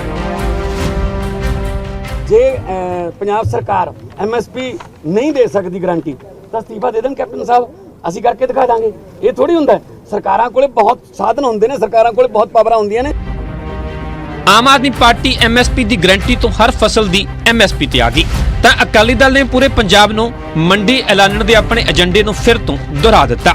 ਮੰਗ ਸਿੱਧੀ ਹੈ ਕਿ ਕੈਪਟਨ ਨੇ ਜੋ ਕੀਤਾ ਹੈ ਉਹ ਕੀਤਾ ਹੈ, ਪਰ ਹੁਣ ਪੂਰੇ ਪੰਜਾਬ ਨੂੰ ਹੀ ਮੰਡੀ ਐਲਾਨ ਦਿੱਤਾ ਜਾਵੇ। ਸਭ ਨੂੰ APMC ਮੰਡੀ ਤਹਿਤ ਆਉਣਾ ਪੈਣਾ ਤੇ ਮਸਲਾ ਮੁੱਕ ਜਾਣਾ ਸੀ। ਉਹਦੀ ਮਨਜ਼ੂਰੀ ਕਿਹਦੀ ਸੀ? ਪੰਜਾਬ ਵਿਧਾਨ ਸਭਾ ਦੀ, ਪੰਜਾਬ ਸਟੇਟ ਦੀ। ਮਗਰ ਉਹ ਕੰਮ ਨਹੀਂ ਕੀਤਾ। ਕਿਉਂ ਨਹੀਂ ਕੀਤਾ? ਦਿੱਲੀ ਖੁਸ਼ ਕਰਨਾ ਸੀ। ਜਿਨ੍ਹਾਂ ਦੇ ਨਾਲ ਫਿਕਸਿੰਗ ਦਾ ਇਲਜ਼ਾਮ ਲੱਗ ਰਿਹਾ ਖੁਦ ਉਹੀ ਕੈਪਟਨ ਨੂੰ ਘੇਰੀ ਬੈਠੇ ਨੇ। ਬੀਜੇਪੀ ਨੇ ਸਵਾਲ ਕੀਤਾ ਕਿ ਜਦੋਂ ਸੂਬਾ ਸਰਕਾਰ ਕਿਸਾਨਾਂ ਦੇ ਲਈ ਇੰਨੀ ਫਿਕਰਮੰਦ ਹੈ ਤਾਂ ਫਿਰ ਝੋਨੇ ਤੇ ਕਣਕ ਤੇ ही क्यों रुक गई? मोटे अनाजों की जिसका पैसा खुद पंजाब सरकार को देना पड़ता, या दलहन और तिलहन का पैसा 25% केंद्र से मिलता है, 75% तक राज्य सरकार को देना पड़ता है, तो दलहन और तिलहन बाकी सभी फसलों की खरीद के बारे में वो पतली गली से निकल गए। ਬੀਜੇਪੀ ਦੀਆਂ ਗੱਲਾਂ ਦੇ ਨਾਲ ਤਾਂ ਕੈਪਟਨ ਨੂੰ ਸ਼ਾਇਦ ਹੀ ਕੋਈ ਵੱਡਾ ਫਰਕ ਪਵੇ, ਪਰ ਜਦੋਂ ਕੁਝ ਹੀ ਘੰਟਿਆਂ ਦੇ ਵਿੱਚ ਨਾਲ ਖੜੇ ਵਿਰੋਧੀਆਂ ਦੇ ਤੇਵਰ ਅੰਦਾਜ਼ ਬਦਲ ਜਾਣ ਤਾਂ ਫਿਰ ਅਜੀਬ ਹਾਲਾਤ ਬਣ ਜਾਂਦੇ ਨੇ। ਹੈਰਾਨੀ ਹੈ ਵੋਟ ਅਕਾਲੀ ਦਲ ਦੀ ਔਰ ਆਮ ਆਦਮੀ ਅੰਦਰ ਅਸੈਂਬਲੀ ਦੇ ਵਿੱਚ ਬਹਿ ਕੇ ਉਹਨਾਂ ਨੇ ਬਿਲ ਸਾਰੇ ਬੋਲੇ, ਇਨਕਲੂਡਿੰਗ ਮਜੀਠੀਆ ਔਰ ਇਧਰ ਇਨਕਲੂਡਿੰਗ ਹਰਪਾਲ ਜਿਹੜਾ ਉਹਨਾਂ ਦਾ ਚੀਮਾ ਆਮ ਦਾ ਇਹ ਦੋਨੋਂ ਚੀਮਾ ये सारे बोले। बाहर जाके कुछ और कहते हैं, अखबारों को कुछ और कहते हैं। कुछ तो उनको शर्म आनी चाहिए कि अंदर क्या कहते हैं। और मेरे साथ गए हैं और जाके वो बिल गवर्नर को दे के आए हैं। फिर ये डबल फेस नहीं है काम। ਵਿਧਾਨ ਸਭਾ ਦੇ ਅੰਦਰ ਦੀ ਏਕਤਾ ਤੋਂ ਲੈ ਕੇ ਹੁਣ ਬਦਲੇ ਸੁਰਾਂ ਨੇ ਇੱਕ ਗੱਲ ਤਾਂ ਸਾਫ਼ ਕਰ ਦਿੱਤੀ ਹੈ ਕਿ ਕਿਸਾਨਾਂ ਦੇ ਨਾਂ ਤੇ ਲੜੀ ਜਾ ਰਹੀ ਇਸ ਲੜਾਈ ਦੇ ਵਿੱਚ ਜਿੱਤਣਾ ਤਾਂ ਸਾਰੇ ਚਾਹੁੰਦੇ ਨੇ, ਪਰ ਨਾਲ ਨਹੀਂ ਬਲਕਿ ਵੱਖ-ਵੱਖ ਆਪਣੇ ਏਜੰਡੇ ਤੇ ਆਪਣੇ ਝੰਡੇ ਦੇ ਥੱਲੇ, ਤਾਂ ਕਿ ਕੋਈ ਵੀ ਸਿਆਸੀ ਨਫਾ ਕਿਸੇ ਹੋਰ ਨੂੰ ਨਾ ਮਿਲ ਸਕੇ। Bureau report news 18 Punjab. ਤਾਂ ਵਿਰੋਧੀਆਂ ਦੇ ਇਸ ਯੂ ਟਰਨ ਤੇ ਕੈਪਟਨ ਅਮਰਿੰਦਰ ਸਿੰਘ ਵੀ ਭੜਕਦੇ ਹੋਏ ਨਜ਼ਰ ਆ ਰਹੇ ਨੇ ਤੇ ਵਿਰੋਧੀਆਂ ਨੂੰ ਕੈਪਟਨ ਅਮਰਿੰਦਰ ਸਿੰਘ ਨੇ ਆਪਣਾ ਜ਼ਮੀਰ ਯਾਦ ਕਰਵਾਇਆ ਹੈ। ਮੈਂ ਇੱਕ ਹੋਰ ਗੱਲ ਕਹਿਣਾ ਚਾਹੁੰਦਾ, ਕੱਲ ਇਹਨਾਂ ਨੇ ਇੱਥੇ ਔਰ ਇਹਨਾਂ ਨੇ ਇਹ ਤਾਂ ਹੈ ਨਹੀਂ ਉਰੇ ਬੈਠੇ, ਲੇਕਿਨ ਉਰੇ ਜਾ ਕੇ ਸਾਰੇ ਇਹਨਾਂ ਨੇ ਭਾਸ਼ਣ ਪੂਰਿਆਂ ਨੇ ਉੱਥੇ ਟੋਲੀ ਸਾਰਿਆਂ ਨੇ ਕੀਤੀ, ਇਹਨਾਂ ਨੇ ਕੀਤੀ on the question of this ਜਿਹੜਾ ਕੱਲ ਅਸੀਂ ਬਿੱਲ ਪਾਸ ਕੀਤਾ ਹੈ। ਫਿਰ ਜਾ ਕੇ ਬਾਹਰਲੇ ਪਾਸੇ ਕੁਝ ਹੋਰ ਗੱਲਾਂ ਕਰਦੇ ਨੇ। No black laws. This is Mr. Bikram Singh Majithia here. 1, 2, 3 charges कि कल जरा कुछ होया सब फ्रॉड होया। तो फिर जब तुसी क्यों गए हो मेरे नाल उत्थे गवर्नर साहब ਨੂੰ ਬਿੱਲ ਦੇਣ ਲਈ? ਪੋਲੀਟੀਸ਼ੀਅਨ ਦੀ ਵੀ ਕੋਈ ਜ਼ਮੀਰ ਹੋਣੀ ਚਾਹੀਦੀ ਹੈ। ਹਾਊਸ ਦੇ ਵਿੱਚ ਬਹਿ ਕੇ ਤੁਸੀਂ ਕੁਝ ਕਹਿੰਦੇ ਹੋ, ਆ ਵੀ ਜਿਹੜਾ ਲੀਡਰ ਆਫ ਦੀ ਆਪੋਜੀਸ਼ਨ ਔਰ ਆ ਜਿਹੜੇ ਅਕਾਲੀ ਦਲ ਹੈ, ਬਾਹਰ ਜਾ ਕੇ ਕੁਝ ਹੋਰ। What sort of politics is this? ਸਾਰੀ ਦੁਨੀਆ ਦੇ ਸਾਹਮਣੇ ਤੁਸੀਂ ਇੱਥੇ ਇਸ ਕਿਸਮ ਦੇ ਡਬਲ ਫਰੇਮ ਕਰਕੇ ਸਾਡੇ ਟੋਟਲ ਪੋਲੀਟੀਕਲ ਸਿਸਟਮ ਤੇ ਲੋਕਾਂ ਨੂੰ ਸ਼ੱਕ ਕਰਨ ਲੱਗ ਜਾਣਾ ਜਿਸ ਤਰੀਕੇ ਨਾਲ ਇਹ ਕਰ ਰਹੇ। ਸਾਰੇ ਇਹਦਾ ਕੋਈ ਫਾਇਦਾ ਹੀ ਨਹੀਂ, ਇਹਦਾ ਕੋਈ ਫਾਇਦਾ ਹੀ ਨਹੀਂ।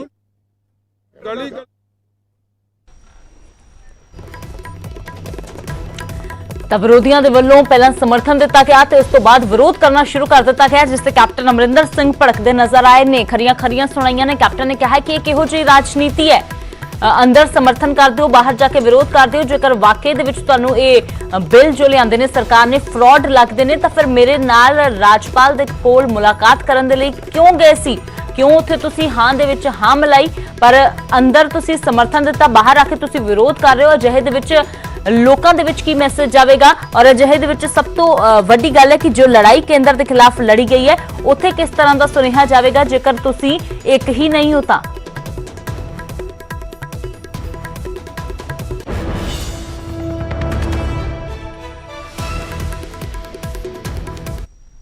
ਤਾਂ ਫਿਲਹਾਲ ਇੱਕ ਪਾਸੇ ਖੇਤੀ ਕਾਨੂੰਨਾਂ ਤੇ ਰੇੜਕਾ ਬਰਕਰਾਰ ਹੈ ਤਾਂ ਦੂਜੇ ਪਾਸੇ ਜੋ ਵਿਰੋਧੀਆਂ ਦੇ ਵੱਲੋਂ ਯੂ ਟਰਨ ਲਿਆ ਕੇ ਆਏ ਉਸ ਤੇ ਕੈਪਟਨ ਅਮਰਿੰਦਰ ਸਿੰਘ ਵੀ ਕਾਫੀ सख्त नजर आ रहे हैं। नपिंदर बराड़ मेरे सहयोगी जुड़े हुए हैं चंडीगढ़ तो ज्यादा जानकारी लिए पंकज कपाही रोहित बंसल भी जुड़े हुए हैं तो सब तो पहला नपिंदर दा रुख करते हैं। तो नपिंदर जिथों शुरुआत हुई सी गल आखिरकार उत्थे ही आन के खड़ी हो गई है।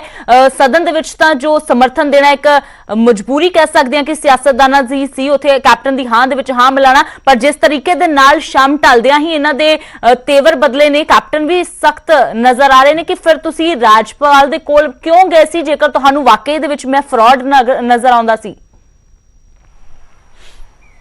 अमर देखो शाम ढलना तो दूर, जिस वेले गवर्नर पंजाब दे कोले सारे इकट्ठे होके गए ने और उतों जिद्दां ही वापस गए ने, अकाली दल जिद्दां ही अपने टिकाणे ते पहुंचा और आम आदमी पार्टी जिद्दां ही अपने टिकाणे ते पहुंची है। हालांकि उत्थे जिहड़ी प्रेस कॉन्फ्रेंस की गई सारे इकट्ठे खड़े नजर आए, पर जिद्दां जिद्दां टिकाणे ते पहुंचे ने सलाह मशवरे दोबारा होए ने तो तुरंत जिहड़ा ना सारी तस्वीर पलट गई। ये जरूर किया कि असीं केंद्र के खिलाफ लड़ाई दे विच इकट्ठे आ, पर नाल ये भी कह दिता कि जेडे कैप्टन सरकार बिल लैके आई है इन्हां बिलों दे विच बड़ी कमी है। कहंदे केंद्र वाले बिलों नूं अमेंड कीता, जेड़ा जरूरत सी अकाली दल तो कहता कि दो चीज़ां जरूरत सी, एक तो जरूरत सी कि पंजाब नूं एक मंडी ऐलान कर देंदे, दूजा क्योंकि एग्रीकल्चर स्टेट सबजैक्ट है, अगर स्टेट सबजैक्ट है तुहाडे कोले अधिकार है तो तुसीं ओह पंगा क्यों लिया जिहड़ा लटक गया।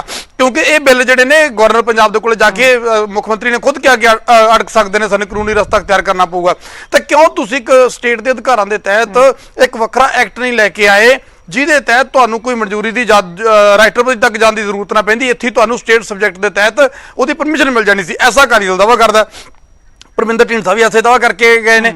आम आदमी पार्टी भी अपने शंके ਜ਼ਾਹਰ करती है। आम आदमी पार्टी भी कहती है कि जेकर तुसी सीधे तौर पर मान लो केंद्र के लड़ाई पै गई, किसान बेचारा विचाले फस गया, जे केंद्र खरीद तो पिछे हट जाता है तो पैसा कित्थों आऊगा, किसान की फसल है जिहड़ी कौन खरीदेगा, ਜਿਹੜਾ ਤੁਸੀਂ ਸਜ਼ਾ ਦੀ ਗੱਲ ਕਰਦੇ ਹੋ ਪ੍ਰਾਈਵੇਟ ਪਲੇਅਰ ਹੈ ਜਿਹੜਾ ਉਹ ਪ੍ਰਾਈਵੇਟ ਵਪਾਰੀ ਹੈ ਜਿਹੜਾ ਉਹ ਆਉਣ ਤੋਂ ਬਚੇਗਾ। ਤਾਂ ਇਸ ਤਰ੍ਹਾਂ ਦੇ ਹਾਲਾਤ ਜਿਹੜੇ ਪੈਦਾ ਹੋ ਗਏ ਨੇ। ਕਿਸਾਨ ਦੇਖੋ ਕਿਸਾਨ ਯੂਨੀਅਨਾਂ ਬੇਸ਼ੱਕ ਮੀਟਿੰਗਾਂ ਕਰ ਰਹੀਆਂ ਨੇ, ਪਰ ਮੈਨੂੰ ਲੱਗਦਾ ਕਿ ਅੱਜ ਦੀ ਸਥਿਤੀ ਦੇ ਵਿੱਚ ਆਮ ਕਿਸਾਨ ਜਿਹੜਾ ਆਮ ਲੋਕ ਨੇ ਉਹ ਬੜੇ ਸ਼ਸ਼ੋਪਾਈ ਦੇ ਵਿੱਚ ਨੇ ਕਿ ਆਖਿਰ ਹੋ ਕੀ ਰਿਹਾ। ਇਹ ਬਿੱਲ ਪੰਜਾਬ ਦੇ ਹਿੱਤ ਦੇ ਵਿੱਚ ਨੇ ਜਾਂ ਕਨਫਿਊਜ਼ਨ ਕਲੀਅਰ ਕਦੋਂ ਹੋਏਗੀ, ਹਾਲਾਤ ਕੀ ਨੇ। ਤਾਂ ਇਸ ਤਰ੍ਹਾਂ ਦਾ ਮਾਹੌਲ ਜਿਹੜਾ ਪੈਦਾ ਹੋ ਗਿਆ। ਇਸੇ ਕਰਕੇ ਮੁੱਖ ਮੰਤਰੀ ਕੈਪਟਨ ਅਮਰਿੰਦਰ ਸਿੰਘ ਕੱਲ तलक तेवरां दे नाल नजर आए। उन्होंने स्पष्ट तौर पर जिहड़ा हैगा इसे इशू नूं लैके वो पढ़ के कि तुसीं पहलां मेरे नाल खड़े सी फिर तुसीं जाके पलटी मारी है। इस तरह देखो, हालांकि अकाली दल और आम आदमी पार्टी कहते हैं कि जेकर सरकार बिल लैके आउण तों पहलां साडी सलाह लै लैंदी, यही उन्हां दा रोस सी।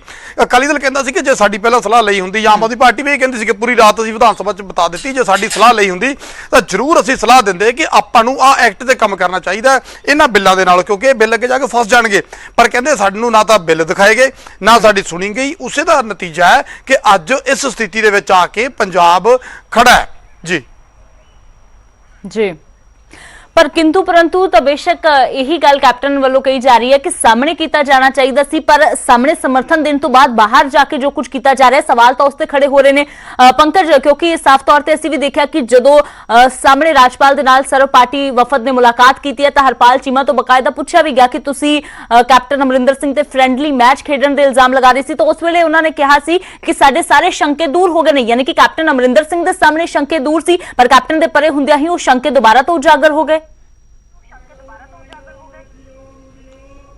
बिल्कुल, क्योंकि इस वेले विरोधी पार्टियां शशोपन दे विच पईयां हुईयां नज़र आ रही हैं और इस वजह करके सुनील जाखड़ जो पंजाब कांग्रेस प्रधान ने उन्होंने प्रेस कॉन्फ्रेंस करके कहा कि पंजाब दे विच एक नवी बीमारी आ गई है, उसका नाम है पलटूमार पलटू सिंह, जिहड़ी अकाली दल ते निशाना साधिया कि ये बीमारी पहला 3 महीने बाद पलटियां मारियां जांदियां सीगियां और फिर आम आदमी पार्टी ने कहा कि रातों रात पलटी जिहड़ी है वो मार दी गई। ये सुनील जाखड़ और कांग्रेस वालों इल्जाम जिहड़े ने विरोधी पार्टियां ते लग रहे हैं कि विधान सभा के अंदर सारी सियासी पार्टियां एकजुट सीगियां, गवर्नर दे कोल इकट्ठे गए, लेकिन अगले दिन रातों रात अजिहा की होया कि इस कानून की इस बिलों की जिहड़ी शलाघा विरोधी पार्टियां कर रही सीगियां वो हुण विरोध करन लग पईयां ने। और सुनील जाखड़ इत्थे नहीं रुके, सुनील जाखड़ होरां ने कहा कि हरियाणे दे विच जिवें कहा जांदा सीगा सियासत दे विच आया राम गया राम, एक लीडर एक रात नूं किसी पार्टी च हुंदा सी, रात नूं दिने किसी होर पार्टी च हो जांदा सी, तां यही चीज़ ਪੰਜਾਬ ਦੇ ਵਿੱਚ ਨਜ਼ਰ ਆ ਰਹੀ ਹੈ ਕਿ ਪਲਟੀ ਮਾਰੀ ਜਾ ਰਹੀ ਹੈ ਵਿਰੋਧੀ ਪਾਰਟੀਆਂ ਵੱਲੋਂ।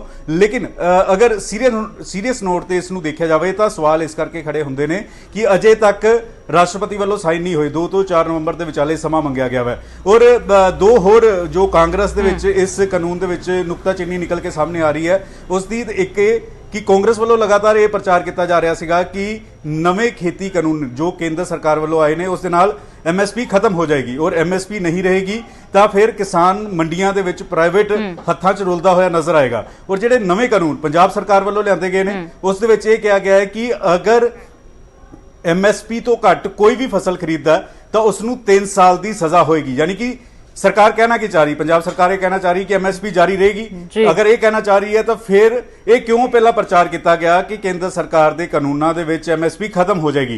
ये हुण बीजेपी भी इस मुतलक जिहड़े सवाल खड़े कर रहे हैं कि नवे कानूनों नूं लैके जिस तरीके दे नाल अकाली दल कह रहा है कि पूरे पंजाब दे विच मंडीकरण कर दिता जाना चाहिए सीगा। बिक्रम सिंह मजीठिया होरां ने प्राइवेट बिल लिआंदा लेकिन उसनूं नज़रअंदाज कर दिता गया और ये कहा जा रहा है कि अगर केंद्र सरकार MSP नहीं चुकेगी तो फिर पंजाब सरकार चुके। तो कई सारे शशोपन नजर आ रहे हैं, कई सारी सियासी पार्टियां दी वक्खो वक्ख लाइन जिहड़ी परसों तक इकट्ठी सीगी वो वक्खो वक्ख लाइन हुण जिहड़ी नजर आ रही है।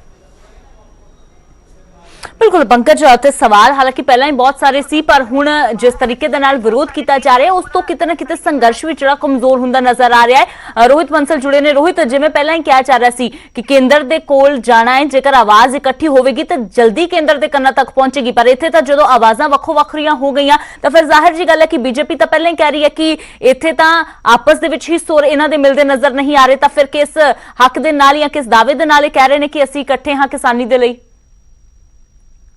अमृत जे देखा जाए तो जो विधान सभा का सैशन शुरू होना सी तो उस तो पहला अकाली दल ने एक मंग की सी कि पंजाब सरकार ने APMC एक्ट 2017 जो पास किया उसनूं रद्द करे। दूसरी अकाली दल की मंग सी कि एक प्राइवेट बिल लिया जाएगा जिस दे तहत कहा जा रहा है कि पूरे पंजाब नूं नोटिफाई मंडी ऐलान कर दिता जाए। पहला सानू 2017 का APMC एक्ट समझना पएगा। 2017 का APMC एक्ट पंजाब का की कहना है कि पंजाब दे विच प्राइवेट मंडियां खुल सकदियां ने पर वो पंजाब सरकार की इजाजत नाल खुल सकदियां ने, उस दे लई परमिशन लैनी पएगी। और उस तो अगली गल जे मैं करा तो उस दे लई कुछ टैक्स की प्रोविजन की गई है कि इन्ना टैक्स तुहानूं पंजाब सरकार नूं पे करना पएगा, उस तो बाद तुसीं प्राइवेट मंडियां खोल सकते हो। हालांकि अजे तक पंजाब च एक भी प्राइवेट मंडी नहीं खुली, पर जेकर पंजाब सरकार अज पूरे पंजाब नूं नोटिफाई मंडी ऐलान कर दिंदी है तो पंजाब दे विचों शायद प्राइवेट मंडियां दा वजूद ही खत्म हो जाता है। तो किते ना किते जिहड़ी 2017 का कांग्रेस का अपना कानून है उसनूं ही खत्म करन दी ये चीज़ आपां कह सकते हैं, क्योंकि पंजाब सरकार एक कानून पास कर दी है APMC मंडी का एक्ट 2017 वो अपने आप ही खत्म हो जाता जो प्राइवेट मंडियां की एक होंद खत्म हो जाएगी। तो किते ना किते उही चीज़ नूं देखते हुए शायद कांग्रेस ने यह फैसला नहीं लिया। दूजी गल कि कल कैप्टन अमरिंदर सिंह ने कहा सी कि जी केजरीवाल भी इदां दी तरह ही कानून पास करे फिर पता लगेगा कि केजरीवाल किसानां दे हक विच है कि नहीं। दूजे पासे केजरीवाल कह रहा है कि केंद्र दे जो कानून है उसदे विच राज्यां कोले अधिकार ही है नहीं कि उसदे विच सोध कर सके, जिस ते कैप्टन अमरिंदर ने पलटवार करदे कहा कि शायद दिल्ली कोले पूर्ण राज है नहीं, इस करके केजरीवाल नूं इस दे बारे पता ही नहीं, क्योंकि संविधान की धारा 254(2) कहती है कि केंद्र के जो कानून आ उसदे विच राज सरकार नूं जे लगदा तो वह अपने मुताबिक थोड़ी बहुत सोध कर सकती है। तो किते ना किते आपस दे विच ही जो जंग है शुरू हो गई है, क्रेडिट लैण की कोशिश है कि जी किसानां दा मसीहा कौन है, केजरीवाल बन जा रहा है या कैप्टन अमरिंदर सिंह बन जा रहा है। दोनों राजनेता आमने सामने दोनों मुख्यमंत्री ने सीधा सीधा कैप्टन अमरिंदर ने कह दिता कि जे तुहानूं लगदा है तो तुसीं केजरीवाल दे तुसीं दिल्ली दे विच कानून पास करो, जे तुहानूं लगदा है कि तुहाडे कोल इस तो बेहतर कानून ने तो तुसीं वो पास करके दिखाओ। पर दूजे पासे केजरीवाल पहले ही कह चुका है कि सानूं कानून पास करने की लोड़ नहीं, क्योंकि इस तो पहले ही असीं MSP तो किते ज़्यादा किसानां नूं जो रेट उहदे फसल दे रहे हैं। जी अमृत। बिल्कुल रोहित, तो कुल मिला के सियासत पूरी तरह इस मामले ते पक्की हुई है। हर कोई किसान हितैषी होने के दावे तक कर रहा है, पर इस सब दे विच किसान दा उत्थे ही सवाल बरकरार है कि आखिरकार आवाज साडी केंद्र तक कौन पहुंचाएगा। शुक्रिया रोहित फिलहाल इस तमाम जानकारी दे लई। नपिंदर तुहाडा भी शुक्रिया इस तमाम जानकारी दे लई। पंकज कपाही भी मेरे सहयोगी जुड़े, पंकज तुहाडा भी शुक्रिया। तो रेड़का अजे तक बरकरार है, एक पासे किसान लगातार संघर्ष ते बैठे हुए ने, तो दूजे पासे सरकारां दावे तक कर रही ने पंजाब सरकार तो विरोधी पार्टियां कि असीं किसान हितैषी हाँ, पर इकट्ठे नजर नहीं आ रहे, किंतु परंतु ते खदशे लगातार विरोधियों के वधदे जा रहे हैं। ਤਾਂ ਖੇਤੀ ਕਾਨੂੰਨਾਂ ਤੇ ਰੇੜਕਾ ਬਰਕਰਾਰ ਹੈ। ਉਧਰ ਪੰਜਾਬ ਵਿਧਾਨ ਸਭਾ ਨੇ ਕੇਂਦਰ ਦੇ ਖੇਤੀ ਕਾਨੂੰਨਾਂ 'ਚ ਸੋਧ ਕਰਕੇ ਆਪਣੇ ਬਿੱਲ ਤਾਂ ਪਾਸ ਕਰ ਦਿੱਤੇ ਨੇ, ਪਰ ਹੁਣ ਸਵਾਲ ਇਹ ਹੈ ਕਿ ਇਹਨਾਂ ਬਿੱਲਾਂ ਦਾ ਭਵਿੱਖ ਕੀ ਹੋਵੇਗਾ। ਕਿ ਰਾਸ਼ਟਰਪਤੀ ਇਹਨਾਂ ਬਿੱਲਾਂ ਨੂੰ ਮਨਜ਼ੂਰੀ ਦੇਣਗੇ, ਤੇ ਜੇ ਰਾਸ਼ਟਰਪਤੀ ਤੋਂ ਮਨਜ਼ੂਰੀ ਨਹੀਂ ਮਿਲਦੀ ਤਾਂ ਫਿਰ ਅੱਗੇ ਬਦਲ ਕੀ ਨੇ।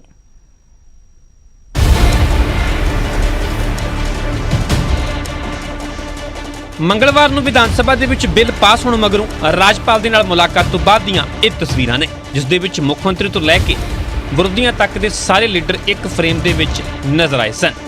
ਲੱਗਿਆ ਕਿ ਬਿੱਲ ਤੇ ਸਭ ਦੀ ਇੱਕੋ ਰਾਏ ਹੈ। ਪਰ ਮੰਗਲਵਾਰ ਤੋਂ ਬੁੱਧਵਾਰ ਹੋਇਆ ਤਾਂ ਵਿਰੋਧੀਆਂ ਨੇ ਬਿੱਲਾਂ ਨੂੰ ਲੈ ਕੇ ਖਦਸ਼ਿਆਂ ਦਾ ਢੇਰ ਲਗਾ ਦਿੱਤਾ ਤੇ ਸਭ ਤੋਂ ਵੱਡਾ ਖਦਸ਼ਾ ਪੰਜਾਬ ਦੇ ਵੱਲੋਂ ਪਾਸ ਬਿੱਲਾਂ ਨੂੰ ਰਾਸ਼ਟਰਪਤੀ ਤੋਂ ਮਨਜ਼ੂਰੀ ਨੂੰ ਲੈ ਕੇ ਹੈ। ਭਗਵੰਤ ਮਾਨ ਤਾਂ ਕੇਂਦਰ ਤੇ ਬਿੱਲਾਂ ਦੇ ਵਿੱਚ ਸੋਧ ਕੀਤੇ ਜਾਣ ਤੇ ਹੀ ਸਵਾਲ ਚੁੱਕ ਰਹੇ ਨੇ। ਮਾਨ ਮੁਤਾਬਿਕ ਪਹਿਲਾਂ ਹੀ ਕੇਂਦਰ ਦੇ ਨਾਲ ਲੜਾਈ ਸੀ ਤੇ ਹੁਣ ਕੇਂਦਰ ਇਹਨਾਂ ਬਿੱਲਾਂ ਨੂੰ ਕਿੱਥੇ ਮਨਜ਼ੂਰ ਹੋਣ ਦੇਵੇਗਾ। ਜੇ ਇੰਨੇ ਹੀ ਪੰਜਾਬ ਦੇ ਰਾਖੇ ਕਹਾਉਂਦੇ ਨੇ ਕੈਪਟਨ ਸਾਹਿਬ, ਤਾਂ ਫਿਰ ਰਾਸ਼ਟਰਪਤੀ ਤੋਂ ਸਾਈਨ ਕਰਾ ਕੇ ਲਿਆਉਣ। ਫਿਰ ਉਹਨਾਂ ਨੇ ਚੱਕ ਕੇ ਬਿੱਲ ਪਰਾਂ ਮਾਰਨੇ ਨੇ ਜੀ। ਉਹਨਾਂ ਨੂੰ ਹੀ ਕਹਿ ਰਹੇ ਆ ਕਿ ਤੁਹਾਡੇ ਬਿੱਲਾਂ ਦੇ ਵਿੱਚ ਅਮੈਂਡਮੈਂਟ ਕਰ ਰਹੇ ਆ। ਪੰਜਾਬ ਦਾ ਐਕਟ ਥੋੜੀ ਹੈ ਕੋਈ ਇਹ। ਸੋ ਐਮਐਸਪੀ ਦਾ ਬਿੱਲ ਲੈ ਕੇ ਆਓ। ਸਰਕਾਰ ਜਿਹੜੀ ਹੈ ਉਹ ਪੰਜਾਬ ਸਰਕਾਰ ਖੁਦ ਗਾਰੰਟੀ ਦੇਵੇ ਕਿਸਾਨਾਂ ਨੂੰ। ਵਿਧਾਨ ਸਭਾ ਤੋਂ ਲੈ ਕੇ ਰਾਜਪਾਲ ਦੇ ਨਾਲ ਮੁਲਾਕਾਤ ਤੱਕ ਅਕਾਲੀ ਦਲ ਵੀ ਮੁੱਖ ਮੰਤਰੀ ਦੇ ਨਾਲ ਸੀ, ਪਰ ਹੁਣ ਮਜੀਠੀਆ ਨੂੰ ਬਿੱਲ ਦੇ ਵਿੱਚ ਕਮੀਆਂ ਵੀ ਨਜ਼ਰ ਆ ਰਹੀਆਂ ਨੇ ਤੇ ਨਾਲ ਹੀ ਰਾਸ਼ਟਰਪਤੀ ਤੋਂ ਮਨਜ਼ੂਰੀ ਮਿਲਣ ਦੀ ਉਮੀਦ ਅਕਾਲੀ ਦਲ ਨੂੰ ਵੀ ਨਹੀਂ ਹੈ। ਮੈਂ ਕਿਹਾ ਤੁਸੀਂ ਹਾਊਸ 'ਚ ਬੋਲਦੇ ਵੀ ਕਹਿ ਰਹੇ ਹੋ ਕਿ ਅਸੀਂ ਐਕਟ ਤਾਂ ਲੈ ਆਏ ਆ, ਮਗਰ ਇਹਦੇ ਲਈ ਮਨਜ਼ੂਰੀ ਗਵਰਨਰ ਤੇ ਰਾਸ਼ਟਰਪਤੀ ਦੀ ਚਾਹੀਦੀ। ਰਾਸ਼ਟਰਪਤੀ ਸਾਹਿਬ ਕਿਵੇਂ ਦੇ ਦੇਣਗੇ ਜੀ ਇਹਦੀ ਮਨਜ਼ੂਰੀ? ਮੈਨੂੰ ਇਹ ਸਮਝਾ ਦਿਓ। ਜੇ ਆਲਰੇਡੀ ਉਹ 3 ਬਿੱਲਾਂ ਦੀ ਮਨਜ਼ੂਰੀ ਦੇ ਚੁੱਕੇ ਆ ਪਾਰਲੀਮੈਂਟ ਦੀ, ਉਹਨਾਂ ਨੇ ਦੇਣੀ ਨਹੀਂ। ਵਿਰੋਧੀ ਕੈਪਟਨ ਸਰਕਾਰ ਨੂੰ ਘੇਰਾ ਪਾਉਣ ਦੇ ਵਿੱਚ ਲੱਗੇ ਹੋਏ ਨੇ ਤਾਂ ਸੂਬੇ ਦੇ ਮੁੱਖ ਮੰਤਰੀ ਨੂੰ ਵੀ ਰਾਸ਼ਟਰਪਤੀ ਤੋਂ ਸਾਥ ਦੀ ਉਮੀਦ ਜ਼ਿਆਦਾ ਨਹੀਂ ਹੈ। ਇਸ ਲਈ ਪੰਜਾਬ ਸਰਕਾਰ ਕਾਨੂੰਨੀ ਪੱਖ ਤੋਂ ਵੀ ਮੋਰਚਾ ਖੋਲ੍ਹਣ ਬਾਰੇ ਵਿਚਾਰ ਕਰ ਰਹੀ ਹੈ। Sir, अगर गवर्नर असेंट नहीं देता, प्रेसिडेंट ऑफ इंडिया असेंट नहीं देता, then what is the legal option for? There are plenty of legal options. चलो why should we करो यार। जितने टाइम गवर्नर साहब ਦਾ ਸਵਾਲ ਹੈ, ਪੂਰੇ ਪੰਜਾਬ ਦੀ ਆਵਾਜ਼ ਉਹਨਾਂ ਕੋਲ ਪਹੁੰਚ ਗਈ। ਸਾਰੇ ਪਾਰਟੀਆਂ ਉੱਥੇ ਗਈਆਂ ਸੀ। He will pass it on to the president. President cannot ignore the will of some of the people of Punjab, of India. और जो किसानी है, किसानी 85% ऑफ इंडिया, कैसे एक किसानी की व्यूज एक तरफ कर सकते हैं। ਪੰਜਾਬ ਵਿਧਾਨ ਸਭਾ 'ਚ ਬਿੱਲ ਪਾਸ ਹੋਣ ਤੋਂ ਬਾਅਦ ਹੁਣ ਰਾਸ਼ਟਰਪਤੀ ਤੇ ਨਜ਼ਰਾਂ ਟਿਕੀਆਂ ਹੋਈਆਂ ਨੇ ਤੇ ਪੰਜਾਬ ਦੀਆਂ ਸਿਆਸੀ ਧਿਰਾਂ ਨੂੰ ਰਾਸ਼ਟਰਪਤੀ ਤੋਂ ਮਨਜ਼ੂਰੀ ਮਿਲਣ ਦੀ ਜ਼ਿਆਦਾ ਉਮੀਦ ਨਹੀਂ ਹੈ ਤੇ ਜੇਕਰ ਮਨਜ਼ੂਰੀ ਨਹੀਂ ਮਿਲਦੀ ਤਾਂ ਵੇਖਣਾ ਹੋਵੇਗਾ ਕਿ ਪੰਜਾਬ ਸਰਕਾਰ ਅੱਗੇ ਕੀ ਕਦਮ ਚੁੱਕਦੀ ਹੈ। Bureau report, news 18 Punjab. ਤੇ ਉਧਰ ਇਹਨਾਂ ਖੇਤੀ ਬਿੱਲਾਂ ਨੂੰ ਲੈ ਕੇ ਹੁਣ ਕੈਪਟਨ ਅਤੇ ਕੇਜਰੀਵਾਲ ਦੇ ਵਿਚਾਲੇ ਵੀ ਟਵਿੱਟਰ ਜੰਗ ਸ਼ੁਰੂ ਹੋ ਗਈ ਹੈ। ਖੇਤੀ ਬਿੱਲਾਂ ਨੂੰ ਲੈ ਕੇ ਟਵਿੱਟਰ ਤੇ ਦੋਵੇਂ ਆਗੂ ਭਿੜ ਗਏ ਨੇ। ਕੇਜਰੀਵਾਲ ਨੇ ਬਿੱਲਾਂ ਦੀ ਕਾਨੂੰਨੀ ਵੈਧਤਾ ਪੁੱਛੀ ਹੈ, ਕਿਹਾ ਕਿ ਕੀ ਸੂਬਾ ਕੇਂਦਰ ਦੇ ਕਾਨੂੰਨ ਬਦਲ ਸਕਦਾ ਹੈ? ਤੁਸੀਂ ਪੰਜਾਬ ਦੀ ਜਨਤਾ ਨੂੰ ਬੇਵਕੂਫ ਬਣਾਇਆ ਹੈ। ਤੇ ਉਧਰ ਸੀਐਮ ਕੈਪਟਨ ਅਮਰਿੰਦਰ ਸਿੰਘ ਨੇ ਵੀ ਕੇਜਰੀਵਾਲ ਤੇ ਪਲਟਵਾਰ ਕਰਦਿਆਂ ਕਿਹਾ ਕਿ ਤੁਹਾਡਾ ਦੋਸ਼ ਨਹੀਂ ਹੈ, ਤੁਸੀਂ ਰਾਜ ਨਹੀਂ ਚਲਾ ਰਹੇ, ਤੁਹਾਨੂੰ ਸੰਵਿਧਾਨ ਪੜ੍ਹਨ ਦੀ ਲੋੜ ਹੈ। ਤੁਸੀਂ ਕਿਸਾਨਾਂ ਦੇ ਨਾਲ ਹੋ ਜਾਂ ਫਿਰ ਕਿਸਾਨਾਂ ਦੇ ਖਿਲਾਫ ਹੋ, ਇਹ ਸਾਫ਼ ਕਰ ਦਿਓ ਕੇਜਰੀਵਾਲ ਜੀ। ਕੈਪਟਨ ਅਮਰਿੰਦਰ ਸਿੰਘ ਨੇ ਪਲਟਵਾਰ ਕਰਦਿਆਂ ਇਹ ਸਵਾਲ ਵੀ ਪੁੱਛਿਆ ਹੈ ਅਰਵਿੰਦ ਕੇਜਰੀਵਾਲ ਤੋਂ। ਦੱਸਦੇ ਕਿ ਕੇਜਰੀਵਾਲ ਨੇ ਟਵੀਟ ਕੀਤਾ ਜਿਸ ਦੇ ਵਿੱਚ ਲਿਖਿਆ, ਰਾਜਾ ਸਾਹਿਬ ਤੁਸੀਂ ਕੇਂਦਰ ਦੇ ਕਾਨੂੰਨਾਂ 'ਚ ਸੋਧ ਕੀਤੀ ਹੈ, ਕੀ ਸੂਬਾ ਕੇਂਦਰ ਦੇ ਕਾਨੂੰਨਾਂ ਨੂੰ ਬਦਲ ਸਕਦਾ ਹੈ? ਨਹੀਂ, ਤੁਸੀਂ ਨਾਟਕ ਕੀਤਾ ਹੈ, ਜਨਤਾ ਨੂੰ ਬੇਵਕੂਫ ਬਣਾਇਆ ਹੈ। ਤੁਸੀਂ ਜੋ ਕਾਨੂੰਨ ਪਾਸ ਕੀਤੇ ਨੇ, ਕੀ ਇਸ ਤੋਂ ਬਾਅਦ ਪੰਜਾਬ ਦੇ ਕਿਸਾਨਾਂ ਨੂੰ ਐਮਐਸਪੀ ਮਿਲੇਗਾ? ਨਹੀਂ, ਕਿਸਾਨਾਂ ਨੂੰ ਐਮਐਸਪੀ ਚਾਹੀਦਾ ਹੈ, ਤੁਹਾਡੇ ਫਰਜ਼ੀ ਤੇ ਝੂਠੇ ਕਾਨੂੰਨ ਨਹੀਂ। ਤਾਂ ਇਹ ਕੇਜਰੀਵਾਲ ਦੇ ਵੱਲੋਂ ਟਵੀਟ ਕੀਤਾ ਗਿਆ ਜਿਸ ਤੇ ਕੈਪਟਨ ਅਮਰਿੰਦਰ ਸਿੰਘ ਨੇ ਵੀ ਪਲਟਵਾਰ ਕੀਤਾ। ਕਿਹਾ ਕੇਜਰੀਵਾਲ ਦੇ ਟਵੀਟ ਤੇ ਕੈਪਟਨ ਨੇ ਪਲਟਵਾਰ ਕਰਦਿਆਂ ਲਿਖਿਆ, ਤੁਹਾਡਾ ਦੋਸ਼ ਨਹੀਂ ਹੈ ਕਿਉਂਕਿ ਦਿੱਲੀ ਇੱਕ ਪੂਰਨ ਸੂਬਾ ਨਹੀਂ ਹੈ। ਮੈਨੂੰ ਉਮੀਦ ਸੀ ਕਿ ਕੋਈ ਬਿਆਨ ਦੇਣ ਤੋਂ ਪਹਿਲਾਂ ਤੁਸੀਂ ਹੋਮਵਰਕ ਜ਼ਰੂਰ ਕਰ ਲੈਂਦੇ। ਮੈਨੂੰ ਉਮੀਦ ਹੈ ਕਿ ਤੁਸੀਂ ਸੰਵਿਧਾਨ ਜਾਣਦੇ ਹੋ ਜਿਸ 'ਚ ਆਰਟੀਕਲ 254 ਦੇ ਤਹਿਤ ਸਾਫ਼ ਕਿਹਾ ਗਿਆ ਹੈ ਕਿ ਸੂਬੇ ਆਪਣੀ ਲੋੜ ਮੁਤਾਬਕ ਕੇਂਦਰ ਦੇ ਕਾਨੂੰਨਾਂ 'ਚ ਸੋਧ ਕਰ ਸਕਦੇ ਨੇ।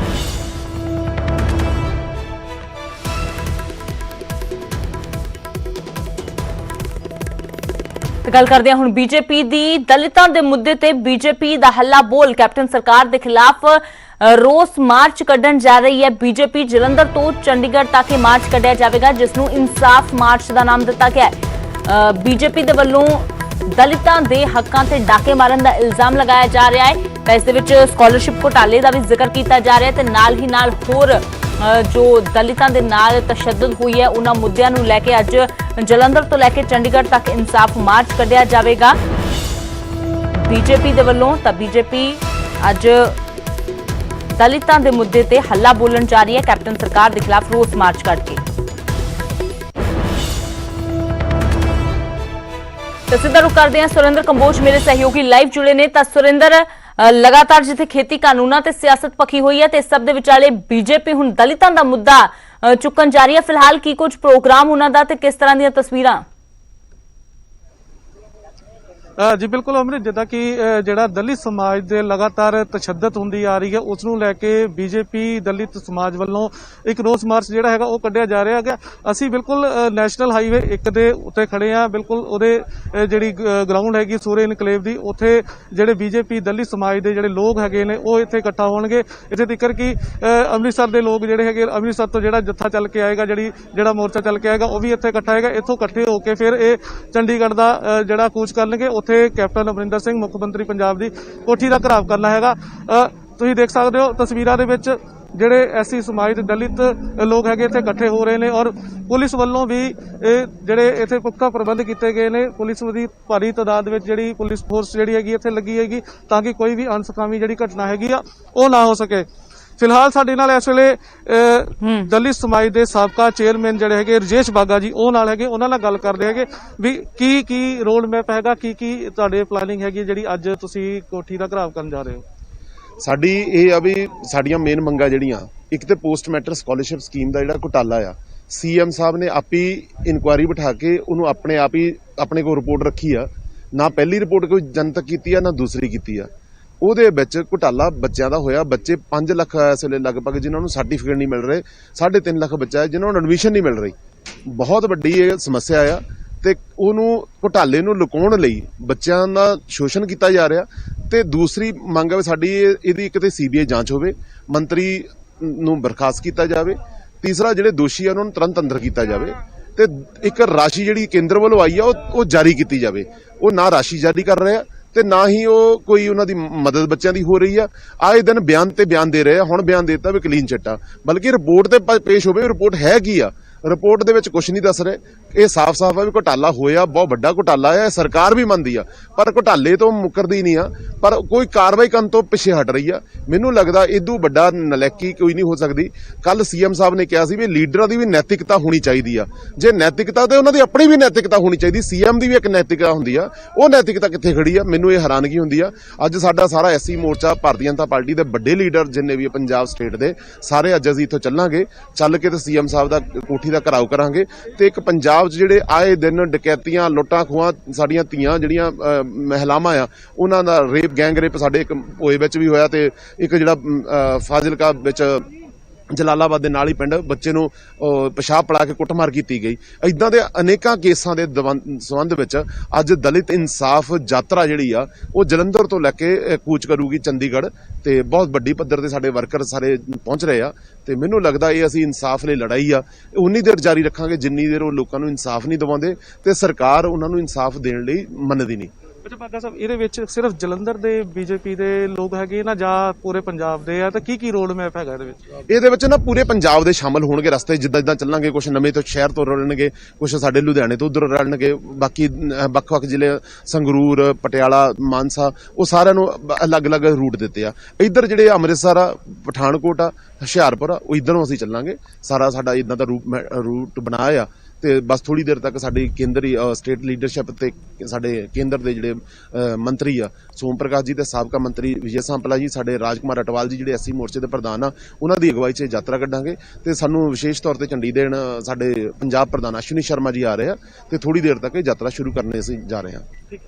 ਇਹ ਸਨ ਰਜੇਸ਼ ਬਾਗਾ, ਸਾਬਕਾ ਚੇਅਰਮੈਨ ਐਸਸੀ ਕਮਿਸ਼ਨ ਦੇ। ਉਹਨਾਂ ਦਾ ਸਾਫ਼-ਸਾਫ਼ ਕਹਿਣਾ ਹੈਗਾ ਜਿਹੜੀ ਬੈਲਟ ਹੈਗੀ ਆ ਅੰਮ੍ਰਿਤਸਰ ਦੀ, ਪਠਾਨਕੋਟ ਦੀ, ਹੁਸ਼ਿਆਰਪੁਰ ਦੀ, ਉਹ ਸਾਰੇ ਲੋਕ ਜਿਹੜੇ ਬੀਜੇਪੀ ਦੇ ਇੱਥੇ ਇਕੱਠੇ ਹੋਣਗੇ। ਉਸ ਤੋਂ ਬਾਅਦ ਜਿਹੜੇ ਸੋਮ ਪ੍ਰਕਾਸ਼ ਹੈਗੇ ਨੇ ਸਾਂਸਦ, ਕੇਂਦਰੀ ਮੰਤਰੀ, ਸਾਬਕਾ ਕੇਂਦਰੀ ਮੰਤਰੀ ਵਿਜੇ ਸਾਂਪਲਾ ਜੀ, ਉਹ ਵੀ ਇੱਥੇ ਆਉਣਗੇ ਤੇ ਖਾਸ ਕਰਕੇ ਜਿਹੜੇ ਬੀਜੇਪੀ ਦੇ ਪ੍ਰਧਾਨ ਹੈਗੇ ਨੇ ਪੰਜਾਬ ਦੇ ਅਸ਼ਵਨੀ ਸ਼ਰਮਾ ਜੀ, ਉਹ ਖਾਸ ਕਰਕੇ ਇੱਥੇ ਮੌਕੇ ਤੇ ਪਹੁੰਚਣਗੇ। ਉਹ ਹਰੀ ਝੰਡੀ ਦੇ ਕੇ ਇਹਨਾਂ ਨੂੰ ਇੱਥੋਂ ਰਵਾਨਾ ਕਰਨਗੇ। ਜੀ ਅਮਰਿਤ।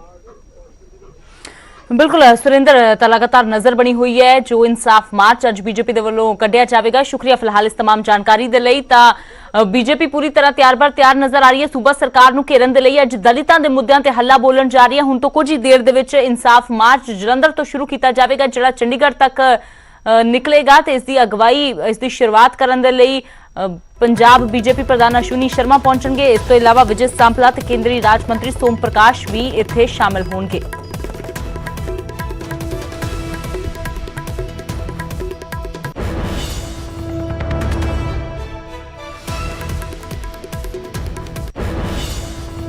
ਤੇ ਗੱਲ ਕਰਦੇ ਹਾਂ ਫਰੀਦਕੋਟ ਦੀ, ਜਿੱਥੇ ਜੇਲ੍ਹ ਦੇ ਵਿੱਚ ਇੱਕ ਮੁਲਜ਼ਮ ਦੀ ਸ਼ੱਕੀ ਹਾਲਾਤਾਂ ਵਿੱਚ ਮੌਤ ਹੋ ਗਈ। ਦਰਅਸਲ ਮੁਲਜ਼ਮ ਦੀ ਪਤਨੀ ਦੀ ਹੱਤਿਆ ਦੇ ਇਲਜ਼ਾਮਾਂ ਦੇ ਚੱਲਦਿਆਂ ਉਹ ਜੇਲ੍ਹ ਦੇ ਵਿੱਚ ਬੰਦ ਸੀ। ਮ੍ਰਿਤਕ ਦੇ ਪਰਿਵਾਰ ਵਾਲਿਆਂ ਨੇ ਹੁਣ ਲੜਕੀ ਵਾਲਿਆਂ ਤੇ ਸਾਜ਼ਿਸ਼ ਦੇ ਇਲਜ਼ਾਮ ਲਗਾਏ ਨੇ। ਪੂਰਾ ਮਾਮਲਾ ਕੀ ਹੈ, ਦੇਖੋ ਇਸ ਰਿਪੋਰਟ ਦੇ ਰਾਹੀਂ।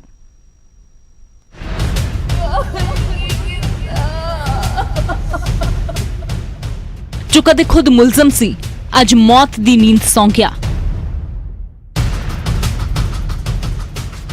जिस ते पत्नी दी हत्या दा आरोप सी, अज वो इस दुनिया नूं अलविदा कह चुका है। पर क्यों ते किन्ना हालातां च, ये वड्डा सवाल है। हुण तुहानूं पूरा मामला भी समझाउने आ।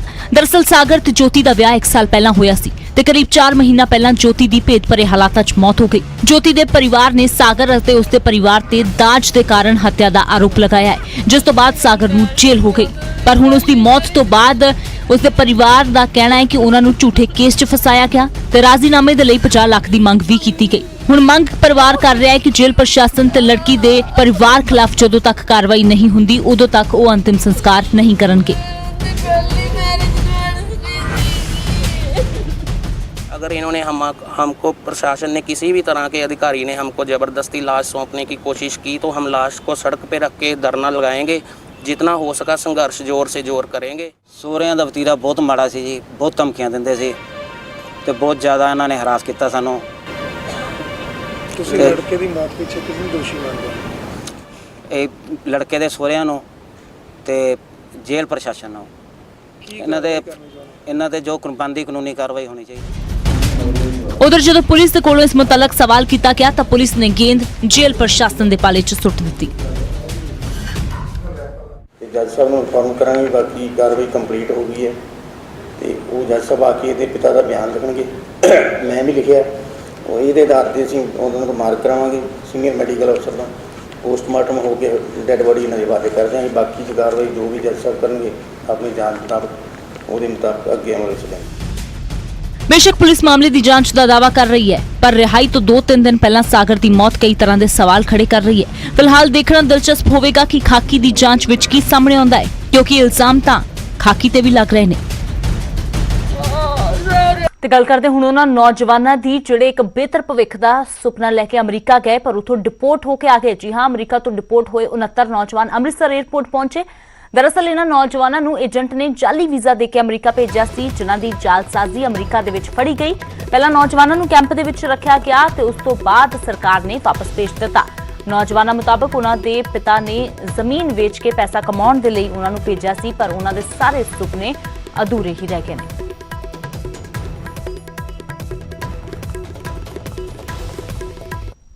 ने मुझे कहा तुझे 1 नंबर पे भेजूंगा। पहले तो उसने रशिया भेजा जी रहने के लिए, कहा तू वहाँ पर पहले टूरिस्ट था फिर तुझे आगे भेजूंगा। फिर उसने मुझे मैक्सिको भेजा। मैक्सिको एयरपोर्ट पे आया, एयरपोर्ट पे पुलिस वालों ने पकड़ लिया वहीं पर ही, कहा तेरा डुप्लीकेट वीज़ा है। उसके बाद मुझे इंग्लिश नहीं आती ना स्पेनिश आती, मैंने उससे बात नहीं की। फिर मुझे उन्होंने पहले 17 दिन एयरपोर्ट पे रखा, उसके बाद मुझे इमिग्रेशन में लेकर गए वो। फिर मैं इमिग्रेशन में रहा, वहाँ पर मुझे कोई लेने नहीं आया 6-7 महीने। ना मेरी एजेंट से बात होती थी, घर वालों से भी कम से कम बात होती थी। वहाँ पर महीने में 1 बार बात होती, ज़्यादा बार नहीं होती थी। ਅੱਜ ਦੀ ਜਿਹੜੀ ਫਲਾਈਟ ਸੀ ਉਹ ਥੋੜੀ ਵਿਲੱਖਣ ਸੀ। ਉਹ ਬਲਗਾਰੀਆ ਦੇ US ਜਿਹੜੇ ਬੰਦੇ ਜਾਂਦੇ ਆ ਜੀ ਆਪਣਾ 2 ਨੰਬਰ 'ਚ ਕਹਿ ਲਓ ਜਾਂ ਗਲਤ ਰਸਤੇ ਥਾਣੀ, ਉਹ ਕੋਈ 2 ਸਾਲ ਦੀ ਕੈਦ ਕੱਟ ਕੇ ਆਇਆ, ਕੋਈ 3 ਸਾਲ ਦੀ ਕੈਦ ਕੱਟ ਕੇ ਆਇਆ, ਕੋਈ 5 ਸਾਲ ਦੀ ਕੈਦ ਕੱਟ ਕੇ ਆਇਆ। ਅੱਜ ਉਹ ਸਾਰੇ ਨੌਜਵਾਨ ਜਿਹੜੇ ਆ ਨਾ ਜੀ ਉਹ ਇੱਥੇ ਪਹੁੰਚੇ ਆ ਤੇ ਕੁਝ ਸਾਡੇ ਕੋਲ ਗੁਜਰਾਤ ਦੀਆਂ ਸਵਾਰੀਆਂ ਆ, ਕੁਝ ਗੁਜਰਾਤ ਦੇ ਰਹਿਣ ਵਾਲੇ ਆ, ਕੁਝ ਆਂਧਰਾ ਪ੍ਰਦੇਸ਼ ਦੇ ਰਹਿਣ ਵਾਲੇ ਆ। ਔਰ ਪ੍ਰਸ਼ਾਸਨ ਨੇ ਉਹਨਾਂ ਵਾਸਤੇ ਪ੍ਰਬੰਧ ਕੀਤਾ ਹੋਇਆ ਕਿ ਗੱਡੀਆਂ ਇਨੋਵਾ ਗੱਡੀਆਂ ਜਿਹੜੀਆਂ ਨਾ ਉਹਨਾਂ ਵਾਸਤੇ ਪ੍ਰਬੰਧ ਕਰਕੇ ਰੱਖਿਆ ਕਿ ਉਹਨਾਂ ਨੂੰ ਘਰ ਤੱਕ ਜਿਹੜਾ ਪੁੱਜਦਾ ਕਰ ਦਿੱਤਾ ਜਾਵੇਗਾ। ਤੇ ਗੱਲ ਕਰਦੇ ਹਾਂ ਜਲੰਧਰ ਦੀ, ਜਿੱਥੇ ਲੋਕਾਂ ਨੂੰ ਬਿਜਲੀ ਦਾ ਅਜਿਹਾ ਝਟਕਾ ਲੱਗਿਆ ਕਿ ਬਿੱਲ ਨੂੰ ਵੇਖ ਕੇ ਲੋਕਾਂ ਦੇ ਹੋਸ਼ ਉੱਡ ਗਏ ਤੇ ਫਿਰ ਲੋਕਾਂ ਨੇ ਬਿਜਲੀ ਵਿਭਾਗ ਦੇ ਖਿਲਾਫ ਹੀ ਮੋਰਚਾ ਖੋਲ੍ਹ ਦਿੱਤਾ।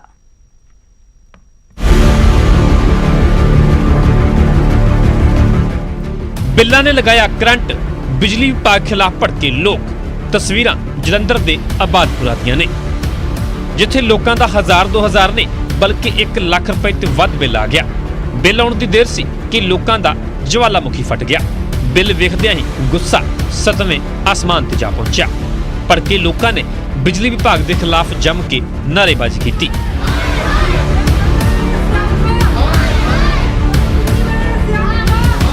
ਤੇ ਬਿੱਲ ਨਾ ਭਰਨ ਦੀ ਵੀ ਗੱਲ ਕਹਿ ਦਿੱਤੀ। ਪਹਿਲਾਂ ਤਾਂ ਕਰੋਨਾ ਦੇ ਵਿੱਚ ਹੀ ਇੰਨਾ ਬਿੱਲ ਆਇਆ ਜੀ ਸਾਡਾ। ਪਹਿਲਾਂ ਸਾਨੂੰ ਇਹਨਾਂ ਨੇ 400 ਯੂਨਿਟ ਮਾਫ ਕੀਤੀ ਸੀ। ਸਾਨੂੰ ਹਰ ਵਾਰੀ ਕਹਿੰਦੇ ਰਹੇ ਕਿ ਤੁਹਾਡਾ ਬਿੱਲ ਮਾਫ ਆ। ਸਾਡਾ ਜ਼ੀਰੋ ਬਿੱਲ ਵੀ ਆਂਦਾ ਰਿਹਾ ਸਰ। ਅਸੀਂ ਉਸੇ ਦੌਰਾਨ ਹੀ ਅਸੀਂ ਬਿੱਲ ਨੂੰ ਇਹੀ ਸਮਝਦੇ ਰਹੇ ਕਿ ਸਾਡਾ ਬਿੱਲ ਮਾਫ ਆ ਜੀ। ਉਹਦੇ ਬਾਵਜੂਦ ਇਹਨਾਂ ਨੇ ਕਰੋਨਾ ਦੇ ਚੱਲਦਿਆਂ ਸਾਨੂੰ ਇੰਨਾ ਬਿੱਲ ਭੇਜਤਾ, 1,07,000 ਰੁਪਏ ਬਿੱਲ ਸਰ। ਔਰਤਾਂ ਨੇ ਵੀ ਬਿਜਲੀ ਵਿਭਾਗ ਨੂੰ ਘੇਰਿਆ ਤੇ ਜੰਮ ਕੇ ਪ੍ਰਦਰਸ਼ਨ ਕੀਤਾ। ਔਰਤਾਂ ਮੁਤਾਬਿਕ ਕਿਸੇ ਦੇ ਘਰ ਦੇ ਵਿੱਚ 1 ਬਲਬ ਹੈ ਤਾਂ ਕਿਸੇ ਦੇ ਘਰ ਦੇ ਵਿੱਚ 2, ਪਰ ਇੰਨੇ ਨਹੀਂ ਕਿ ਬਿੱਲ ਲੱਖ ਰੁਪਏ ਤੱਕ ਆ ਜਾਵੇ। ਔਰਤਾਂ ਨੇ ਬਿਜਲੀ ਵਿਭਾਗ ਤੇ ਗਲਤ ਬਿੱਲ ਭੇਜਣ ਦਾ ਇਲਜ਼ਾਮ ਲਗਾਇਆ ਤੇ ਆਪਣੇ ਬਿੱਲ ਮਾਫ ਕਰਨ ਦੀ ਮੰਗ ਕੀਤੀ ਗਈ। तो बिजली का बिल पहले साढ़े से माफ करके भी सानू दुआर ते इन्होंने लख रुपया भेजता बिल। ते असी देखो गरीब बंदे आ, कित्थों भरांगे, रोटी खावांगे तो बिल भरांगे। ये साड़ा भी साल का होगा। एक पासे कोरोना काल ने लोगों की आमदन घटा दी है तो दूजे पासे बिजली विभाग ने ਲੱਖ रुपए के बिल भेज दिते ने। उस परिवार की हालत समझी जा सकती है जिसकी कमाई घट होवे ते उपरों मोटे बिल आ जाण।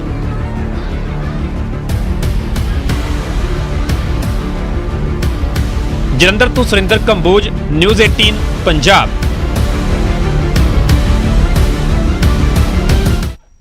ਤੇ ਉਧਰ ਆਰਥਿਕ ਮੰਦੀ ਦੇ ਚੱਲਦਿਆਂ ਆਮ ਜਨਤਾ ਦੀ ਰਸੋਈ ਦਾ ਬਜਟ ਵੀ ਹਿੱਲ ਕੇ ਆਇਆ। ਪਿਆਜ਼ ਨੇ ਹੰਝੂ ਕਢਵਾਉਣੇ ਸ਼ੁਰੂ ਕਰ ਦਿੱਤੇ ਨੇ। ਕੀਮਤਾਂ ਵੱਧਦੀਆਂ ਦੇਖ ਹੁਣ ਕੇਂਦਰ ਸਰਕਾਰ ਵੀ ਹਰਕਤ ਵਿੱਚ ਆਈ ਹੈ ਤੇ ਪਿਆਜ਼ ਦੀ ਐਕਸਪੋਰਟ ਤੇ ਰੋਕ ਲਗਾ ਦਿੱਤੀ ਹੈ।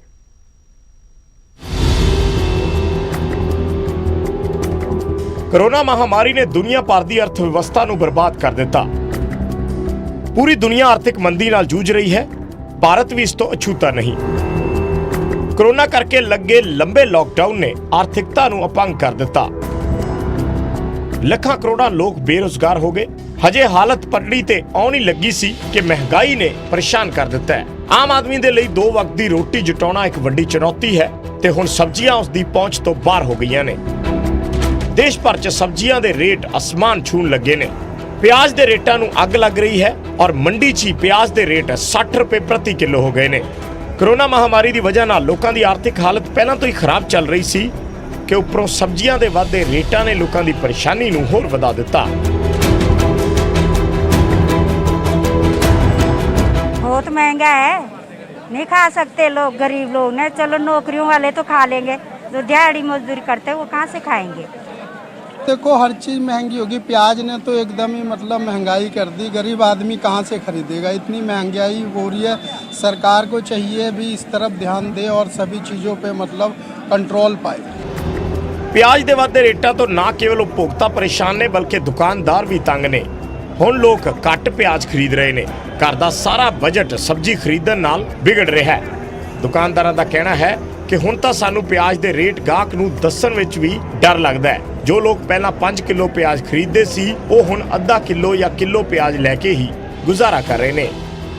रेट तो सर इस टाइम पे सब्जियों के रेट आसमान को छू रहे हैं और ग्राहक मतलब घर से थाला लेके आते हैं और खाली वापस जाते हैं। बस इतना प्रॉब्लम आ रहा है सबको। दोनों ही परेशान है, दुकानदार भी परेशान है और ग्राहक भी परेशान है। हर वार की तरह प्याज के रेट ਵਧਣ ਦਾ ਕਾਰਨ ਉਹੀ ਦੱਸਿਆ ਜਾ ਰਿਹਾ ਹੈ ਕਿ ਪਿੱਛੋਂ ਸਪਲਾਈ नहीं आ रही। ਜਦੋਂ प्याज आएगा तो रेट ठीक हो जाएंगे। आड़त का काम है दुकान सब्जी मंडी में, और प्याज की जो तेज़ी है वो नई फसल लेट होने के कारण, जो नई फसल अलवर वगैरह की आती थी वो लगभग 20 दिन महीना 1 दिन महीना लेट हो गई है, जिसकी वजह से इसमें तेज़ी आई है।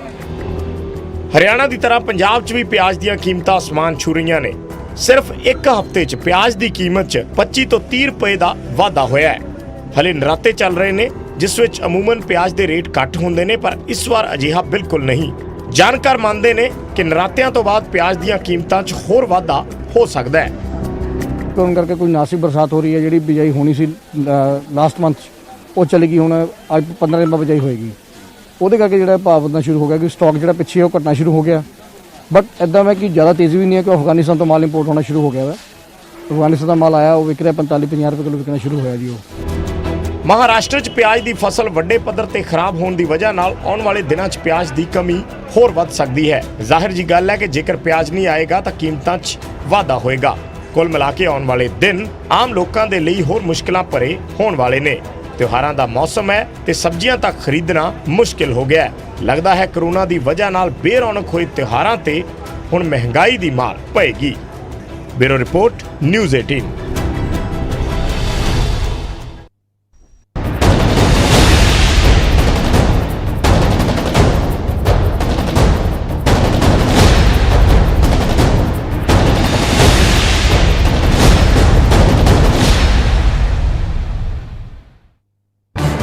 इस न्यूज हेडलाइंस के